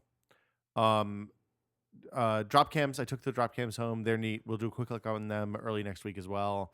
I also have the Astro A50s, which is their wireless A40 headset. So if you like the A40s, which I think are my favorite, it's my favorite gaming headset of all. So expensive. Well, $200, but worth it. The A50s are coming out. They're wireless. I've been using them some. I've had a couple of issues, but I'm going to talk to those guys tomorrow and see what they say. And then you've been using Razer's new Taipan ambidextrous mouse. We've been a lot of people have asked us what our recommended ambidextrous mouse gaming. I mouse tell those is. people to just learn to use their right hand. And Razer sent this one over, so I'm actually using that as my work and gaming. You're mouse. testing it out. Yes. How do you like it so far? A little narrow. When is the wheel? You is mean not the the actual body mouse is a little bit because thin, it's ambidextrous, so it can't be incredibly fat and ergonomic. chunky. Yeah. But I like it so far, and the sensor is really good. You're usually using a Rat 7 now, Rat 9. I'm actually switching between the Rat and the Mamba. Okay. And I'm leaning toward the Mamba. The Mamba is actually way more sensitive than the Rat. For StarCraft and stuff like that. Mamba has higher sensitivity. Rat is more comfortable to grip. Okay. So I have to switch between gaming and desktop. It's a difficult life you lead, Yes. Chan. So that'll do it for what we've been testing. One last thing. We've started planning Oktobercast. I'm going to start talking about that now. We don't have a date locked down yet, but we're going to, we'll have more to come on that in the not too distant future. And if you want updates on that, follow at Oktobercast. That's OCTOBERKAST because it's hardcore. Oktobercast with a K. With the second K, not the first K. People frequently follow with the first K. Is the first K there? No, it's OCT. It's Oh, OCT. you're changing it up. OCT. No, it was that's what always- Is it always how always Oktobercast only is? one K. intentional. Oh, Yeah. okay. Super deliberate. And also the proper style for Oktobercast, all caps, because it's hardcore. Volume is not great on the Nexus 7. Also, it gets warm on the bottom left. That's Back weird. bottom Why left. does it get warm on the bottom left? I think that's where either CPU and CPU stuff or is? battery is. Mm. Not just because that's where I grip it. Is it when it's charging that it gets warm, or is it when Nope. it's being used? So But it's it's being- CPU. both. Oh, weird. Okay, good to know. Let's take a couple of questions and then call it a show. I'm going to play a thing right now. Emails? Well, but we do the other one. Emails. 'Cause it's, we don't do emails. We do Emails? No. Questions? Boom. Hey, Joey. Well, We don't stop the show. Do you need to take a break? No. We can if you need to. We're going to talk about. Okay, here's the first question. If you have a question, it is podcast@tested.com. Keep the questions short, under 45 seconds. Make sure you don't sound like you're recording it on a bus. Here it is. Hello, Tested Crew. Hello. Will, Norm, Gary, and potentially other guests. I don't have hometown trivia, but I do have college trivia. We heard this before. I I know. That Wrong That sounds question. really sorry, familiar. Sorry. He has his trivia up at the hometown. Yes. It's pretty cool. Okay. Sorry, I pressed the wrong button. Wait a minute. Here we go. Hello, Tested Crew. I'm Jack from Liverpool, England, a city with 2 cathedrals. I'm relatively new to the PC gaming scene, and I've found joy in some older titles I found on Steam, like Vampire the Masquerade Bloodlines and Dreamfall Longest Journey, and Mist from GOG.com. I was wondering what older games you still enjoyed, despite their age. And finally, for your daily commute, and knowing that you're the only person who has one, would you rather have the first flying car or a Metal Gear Rex? Thank you, and always be tested. What's a Metal Gear Rex? Metal Gear Rex is the play Metal Gear? Never played the big walking thing. Yeah, little Like a- quick little the Like grasshoppers, yeah, the jumpy ones. jumpy ones. Yeah. Jumpy ones. Fuck yeah, I'd totally have one of Rex. those. Don't care about flying car. Rex. Right, flying cars in a track. Rex. The fact that it's jumping means that no matter how high you go, you have solid enough dampeners to land. With the first flying car, you can crash at any time. Is Rex is he an AI? I don't care. I don't want to deal with parking. I don't want to deal with. You want to just have him you're drop asking you for off? too much. I now. want him to hey go for a walk and come back in I an think hour. you have him just Roof- jump up on the rooftops. roof, dude. rooftops. Yeah, Every roof is a Rooftop. parking spot. yeah, infinite parking, and it's not like the meter maids can get up there to ticket you. Rappel down the side of a building to get into your office. Or just fly a hover car into there. No, hover car, hover cars. Yeah. No, you don't think? Are you George Jetson or his You- boy Elroy? It could be. I Do Rex. Here's the thing about the hover car. Here's about the flying car, though. The flying car is definitely going to be a more fun ride than Rex, because all that jumping, that you're going to need a bucket. You're going to need like some sort of bag to deal with the motion sickness from that. Or get used to it, or man up. I think you can say man up, but if you're like picking up a girl for a date in Rex, you're not going to. don't It's think not you would going to do go that. well if the first thing she does after climbing in is Okay. chunder all over So the front yes, lid you're of the saying car. you are taking the owl ship into account, and if you're going to Yeah. romance a girl, you want the flying car and hide in the clouds. with the cloud generator. yeah, Yeah, and the flames, the appropriate timed that's flames. a compelling point. Yeah, what I mean. The answer to his question is LucasArts games like Monkey Island. Oh, those adventure And- games I hold up don't real feel well. like that held up at all. Well, he was asking a personal question, not a Yeah, authoritative question. Norm likes But I shitty played that adventure games, recently. is what you're saying. I You Grim just finished Fandango. Half-Life 2, right? was gonna say I just beat Half-Life 2. It took me 7 years, but I beat it. Congratulations, high five. Thanks.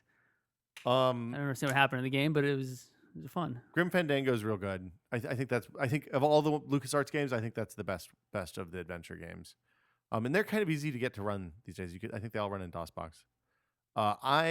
I don't go back and play old games very often. I'm real bad about that because I don't have time to play new games, so I rarely go back and replay something old. You played StarCraft until fairly recently, Norm, right? Team Still play Fortress 2 StarCraft. is old enough to count now at this point. I play a little Team Fortress. What was the question? He's just getting into PC games. He's looking for he's some old titles. Looking Yeah, for they're- classic titles. They're cheap, more affordable. And they're good. If he's into the older style, the Monkey Island games, like Wajak games. You guys played Gemini Rue or No, I never played any those of are a lot those. of fun, kind of point and click adventures. But Leisure Suit solid Larry. storytelling. those- No, don't play oh. with Larry. Phantasmagoria is where it's at. That woman's head gets cut in half with the guillotine at the end. Terrifying. Or the pendulum blade. A lot of those games just don't hold up very well. Civ stuff holds up really well, but there's modern versions of those, so there's not really a whole lot of reason to play them. I'm super Play a game for writing. for what? For writing. What is that? For the writing. Oh, Starship Titanic. I don't think that runs anymore. I was talking about that with somebody at Comic-Con actually. Did you ever play that? Douglas Adams. It was Douglas Adams, I think, last thing before he died, and it was a great big adventure game set on a starship based on the Titanic story, and it's really funny and really stupid and awesome. Highly recommended, but I think it's hard to run. It's hard to buy. I think some of the old shooters actually hold up quite well. Like if you look at Doom and stuff like that, they're so fast and so different than today's classic high speed shooters.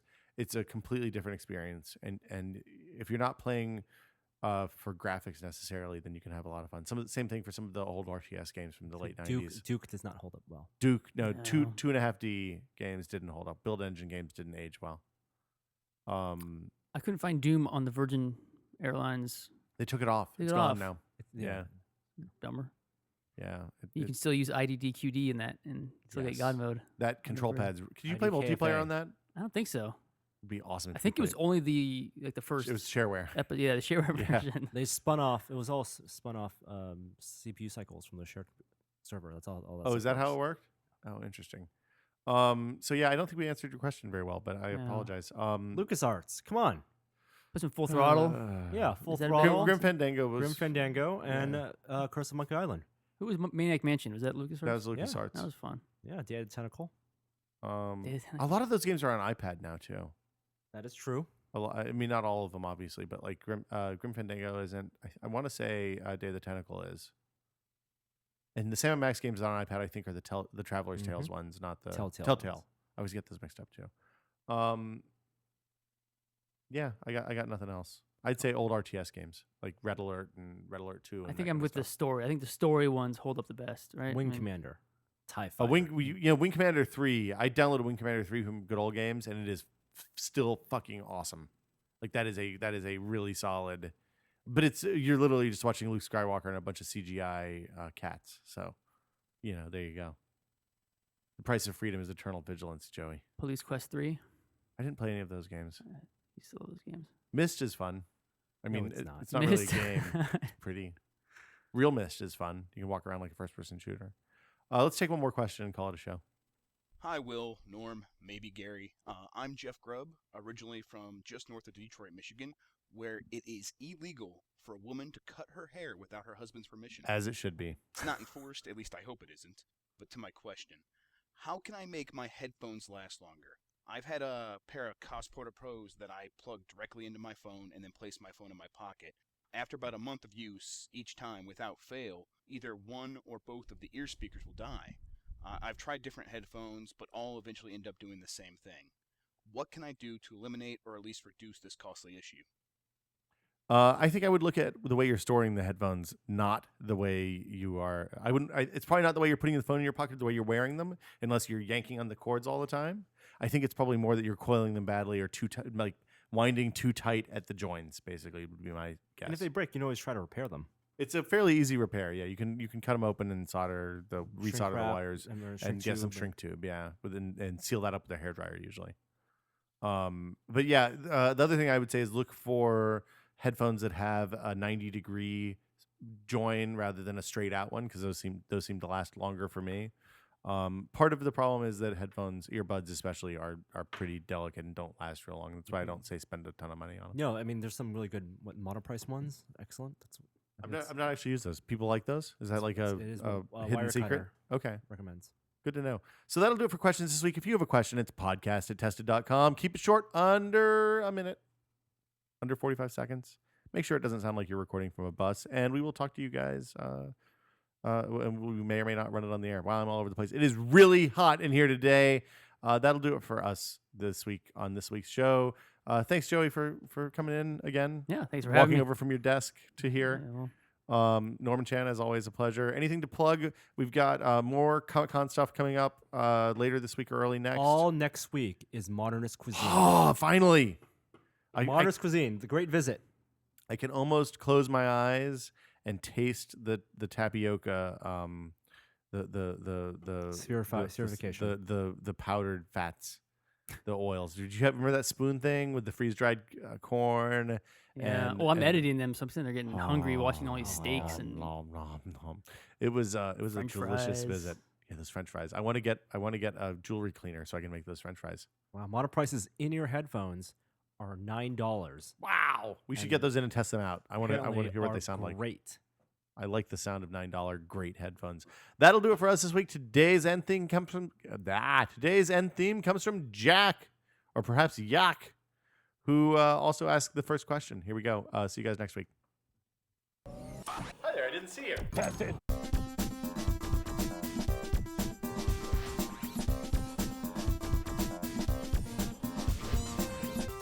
Are we telling the story now? Yeah, let's tell the story because it's gross.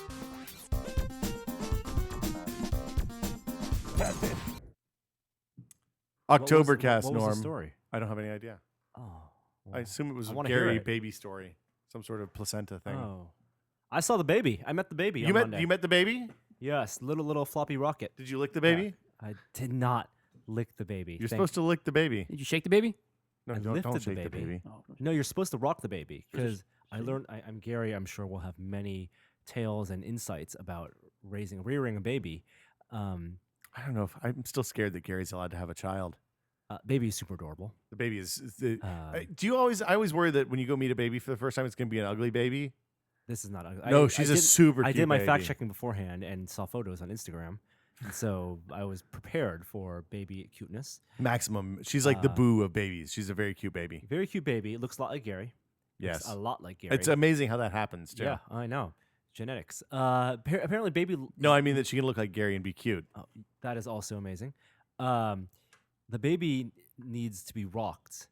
It needs motion. The baby likes because- gentle motion. Gentle motion because they have not had babies do not have not had their equilibrium figured out yet. The inner ear equilibrium. So So it's like in a the bottle of womb- 2-liter Coke that's all fizzed up in there. no, in the womb, the mother theoretically walks around, and so Yeah. the baby kind of has experienced gentle motion the entire time they've been, Okay. forming. And without equilibrium, when they're held still, they think they're falling. Apparently, they think they're falling through the floor, which is sometimes why they cry.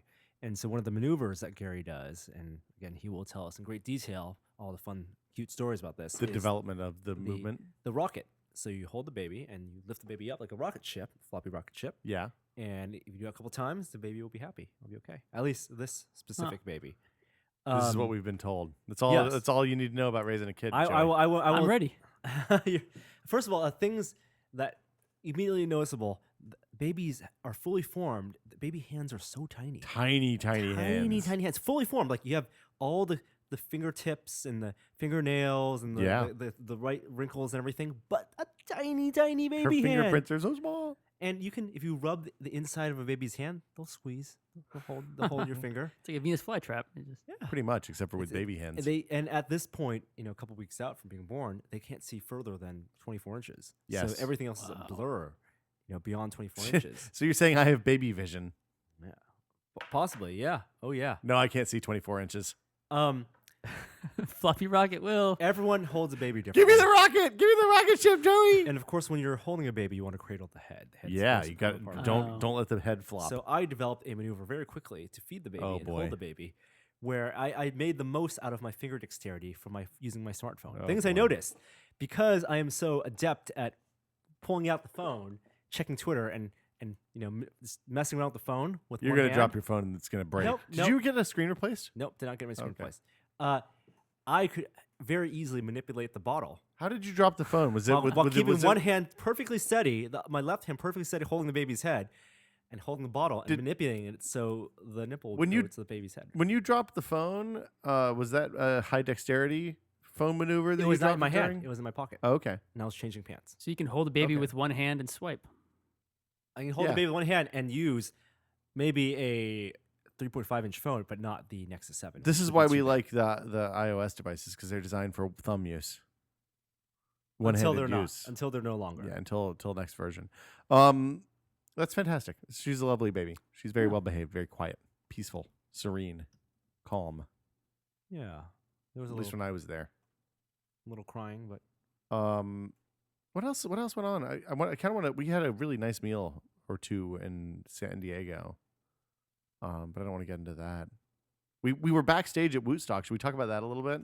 I don't know what That we was can and can't talk about in these things. Fucking. this is all in Will. All I know is that.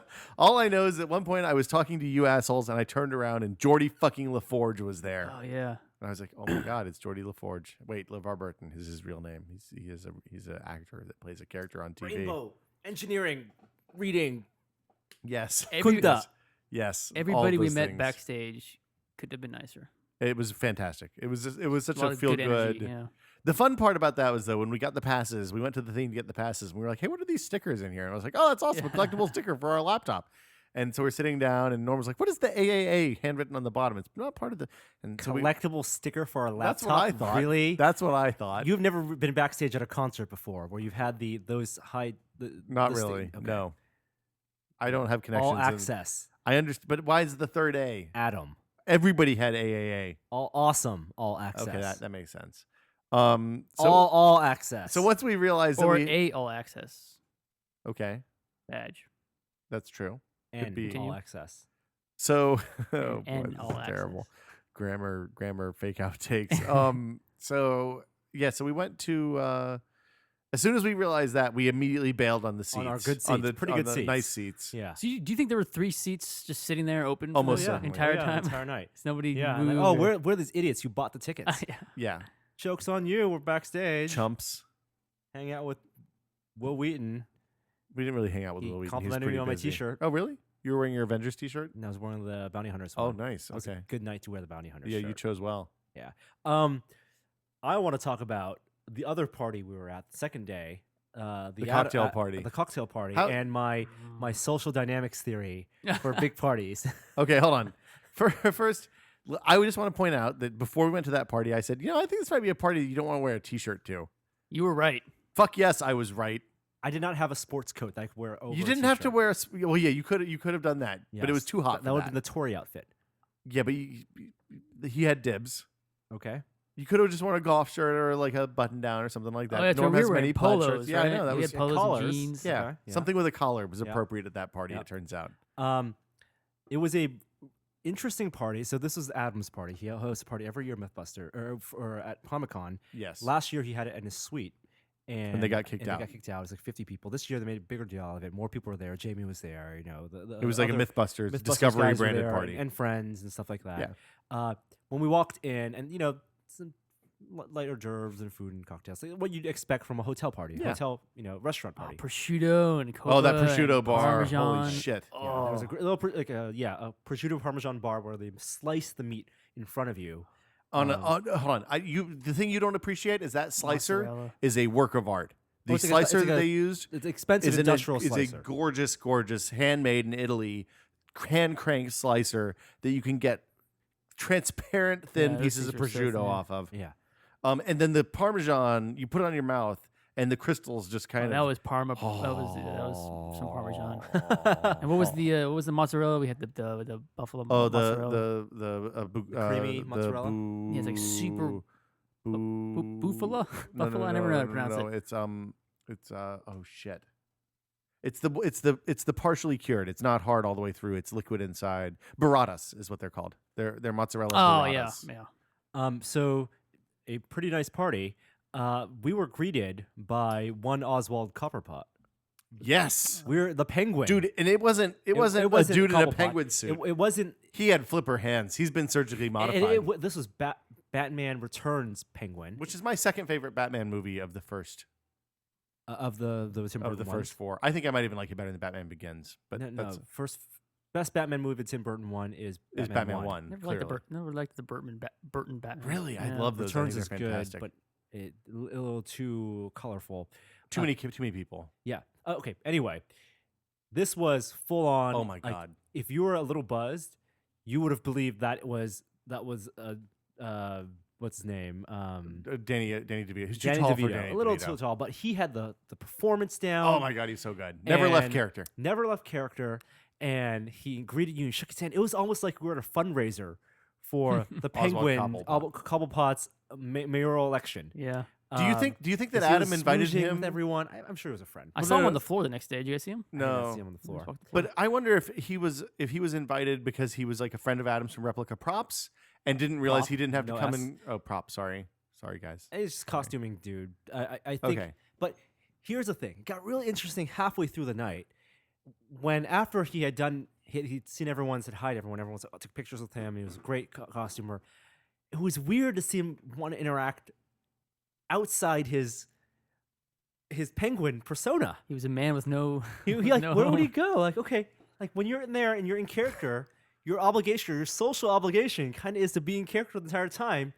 You can't just go, oh, how do you like the con?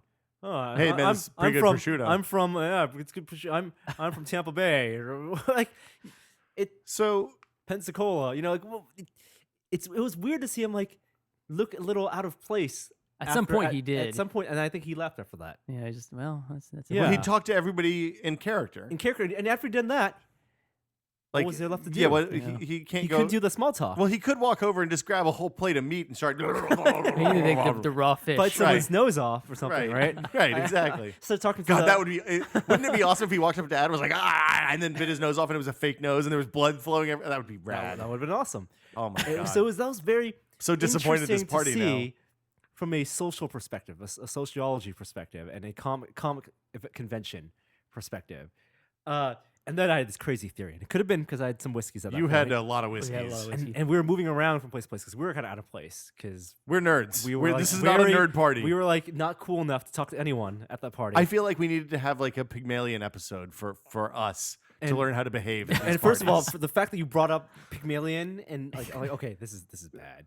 Like we were standing by the columns in the center of the room, and we found a great place that we thought would attract people to us. Nope. And no, and Cleared the people room. Cleared the room. They went outside to the deck area, Yeah. and then went out there, and everyone went back in. Yep. And I that think. was- Were you farting, Norm? no, there was no farting. Being very conscious of the air conditioning and the airspace. The waitress was great. She offered Yeah, us she took care knew of her us. whiskeys. Yeah. She Yeah. came back, So checked we on had us good constantly. conversation with her, but at some point, okay, we didn't like say hi to Adam at all because the night before we hung out with Adam, we said hi to him. We didn't get the chance to do that at all at this party because there were people. Well, it's Adam's more party. He's important, the and yeah, he's exactly. He's the host. Yeah, right. So I came up with this theory that when you are someone who's like Adam Savage and you have a lot of friends, Am I he gonna has- have he to has- edit this out of the podcast? no, when you have tons of friends and contacts and stuff, and you invite them to your party, no one. I mean, there are certain people who get priority. You have to talk to your managers, your business partners, your Yeah. long-time friends you haven't seen. Well, and the people you don't see all the time. Exactly. But when you are a friend of Adam's, for example, us, or someone who knows him from the internet and says hi at Comic-Con, that crowd, Yeah. it is your obligation, I believe, to to stand still at one table, find your place, and wait to be greeted. See, now it was when you told me this theory. That's when I came up with we need to have the Pygmalion for us to learn how to behave at these parties. because I was about 6 whiskeys in at that point. Yeah, and Joey was just kind of quietly muttering because to himself. if I am Adam, right, and I invited, because I know I want to see everyone. I want to say hi to everyone because Yeah. as a good host, that's what you do, and because everyone who is your friend, you want to have an anecdote, have your moment with them, and some people, talk more, right? For example, I know, okay, those are tested guys who are going to be there, and I have my friend who's a great photographer, and I want to talk about photography with him. He's going to be there, and my friends from the prop forums, costuming, they're going to be there. I want those people to be stationary, so I can go from point to point. no. And so that not no, throughout no. the evening, I'm bumping into people. I did my 15 minutes with you. I don't want to have another conversation with you. Here's It's gonna be awkward. no. What else am I gonna talk about? when you have a party like that, what you want to happen is for all the friends from your different worlds to meet and become friends with each other. I want to sit on Do a you throne. really? No, I don't. That's why I don't have big parties like that. I wanna exactly, keep my I don't- worlds completely separate. Exactly.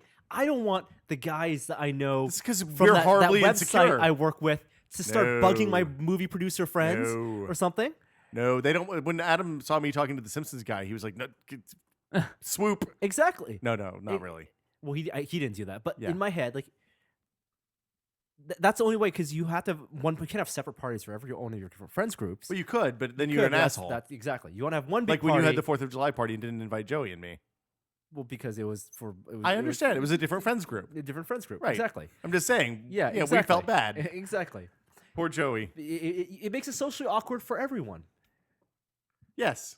because these are people who as potentially- illustrated by this point right now. and these are people potentially who have nothing in common aside from the fact they know the host. Yes. So it's a very Larry David situation. You stick to your friends within that. You need to have a contact inside those Right. circles. Right, and we did. We Scott. talked to. We Thank talked God to Scott was there. And Adams, Tori. and we were introduced to Tori. Yeah. Couldn't Uh, have been sweeter. Yeah, he was great. I thought Joey and Tori was going to start trying to make out with Tori. by Very the end of nice that guy. episode. And we kept in that circle, but it's weird because I don't want to go up to some other group and like, oh yeah, what do you do? Okay, How do you I know, can do the blah, small blah, talk, blah. but like then it all boils down to, oh yeah, how do you know Adam and then that and that and that. It's kind of weird. Well, that's the way that kind of party is. This is the thing. Like, the thing I realized midway through this party is that I haven't been to a real party with grown-ups in a long, long time because it's always either like tech events or parties with people I've known for a really long time at their house or like business stuff at my wife's company. And none of those are like, this is a completely different social circumstance than that. The week before, I was shotgunning beers at a party. Yeah, you were using your key to make a hole in the beer can so you could drink it faster. Yeah. Yeah. I was thinking like from a host perspective. Maybe it's not Adam. Maybe it's someone else higher profile even, right? Maybe a movie star party, right? or You're a thinking about this way director's too much. Yeah. party. If I was a big movie star and I had a party in my house or something, a nice Yes. house in Beverly Hills, I would want to invite a bunch of people. I want to make sure I knew where everyone was. So if I wanted to go back, oh, what was that thing I was thinking about? Okay, I know that Joey's in that corner. He's hanging out in the foyer. I'm gonna go over there. I don't want to have to hunt for people. That's inconvenient. I don't think I can ever go to your party because your anxiety would make me anxious now. It's not anxiety. Oh. I would I'm just really in the anxious. social contract would put the onus on the attendee who to accommodate the host. Well, but so when Because the host is gracious enough to invite you to your on that the party. occasions that I've had parties that I mixed circles, which It's- has been a it's the couple of same thing as times. why you don't, pig out on all the food at that type of Oh, party. What about the prosciuto? No, you know.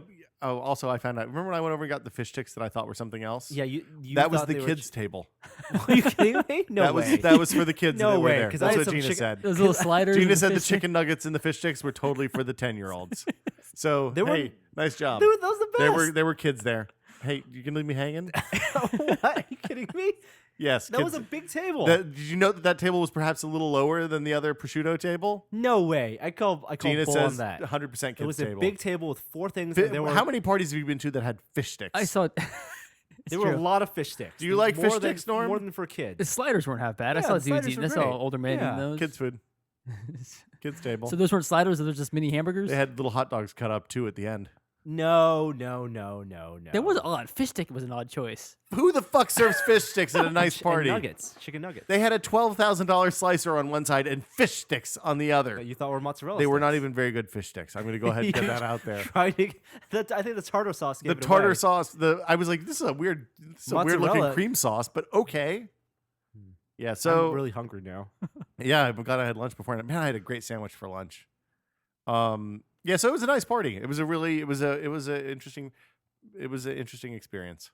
We were the only people on our phones, staring at our phones. I didn't inside the ever party. look at my phone. Yeah, you did. We had a moment where all 3 of us were on our phones, and the hostess came and said, "Should I put don't- on my phone?" I don't look at my phone. We had circular ice Ice balls. yeah. ice balls That's in our a- whiskey. Gina says that's a gimmick now. Aw, You know, I liked it. I like crystal clear ice better than circular ice. Discuss. I think that should do it for us today. We'll be back next Thursday with more. This is only a test. We're going to do a special post Comic Con wrap episode. I hope. Is Gary confirmed? You are in charge of booking Okay. for the podcast. Okay, so hopefully Gary will come tomorrow and we'll do a special add-on tweener episode. I will. If you're not hearing, well, hold on. If you don't check the podcast, it'll work itself out. So definitely be sure to check in for that, and we'll be back next Tuesday with another episode of Still Untitled, the Adam Savage Project. So until then, I'm Will. I'm Norm. I'm Joey. See you guys later.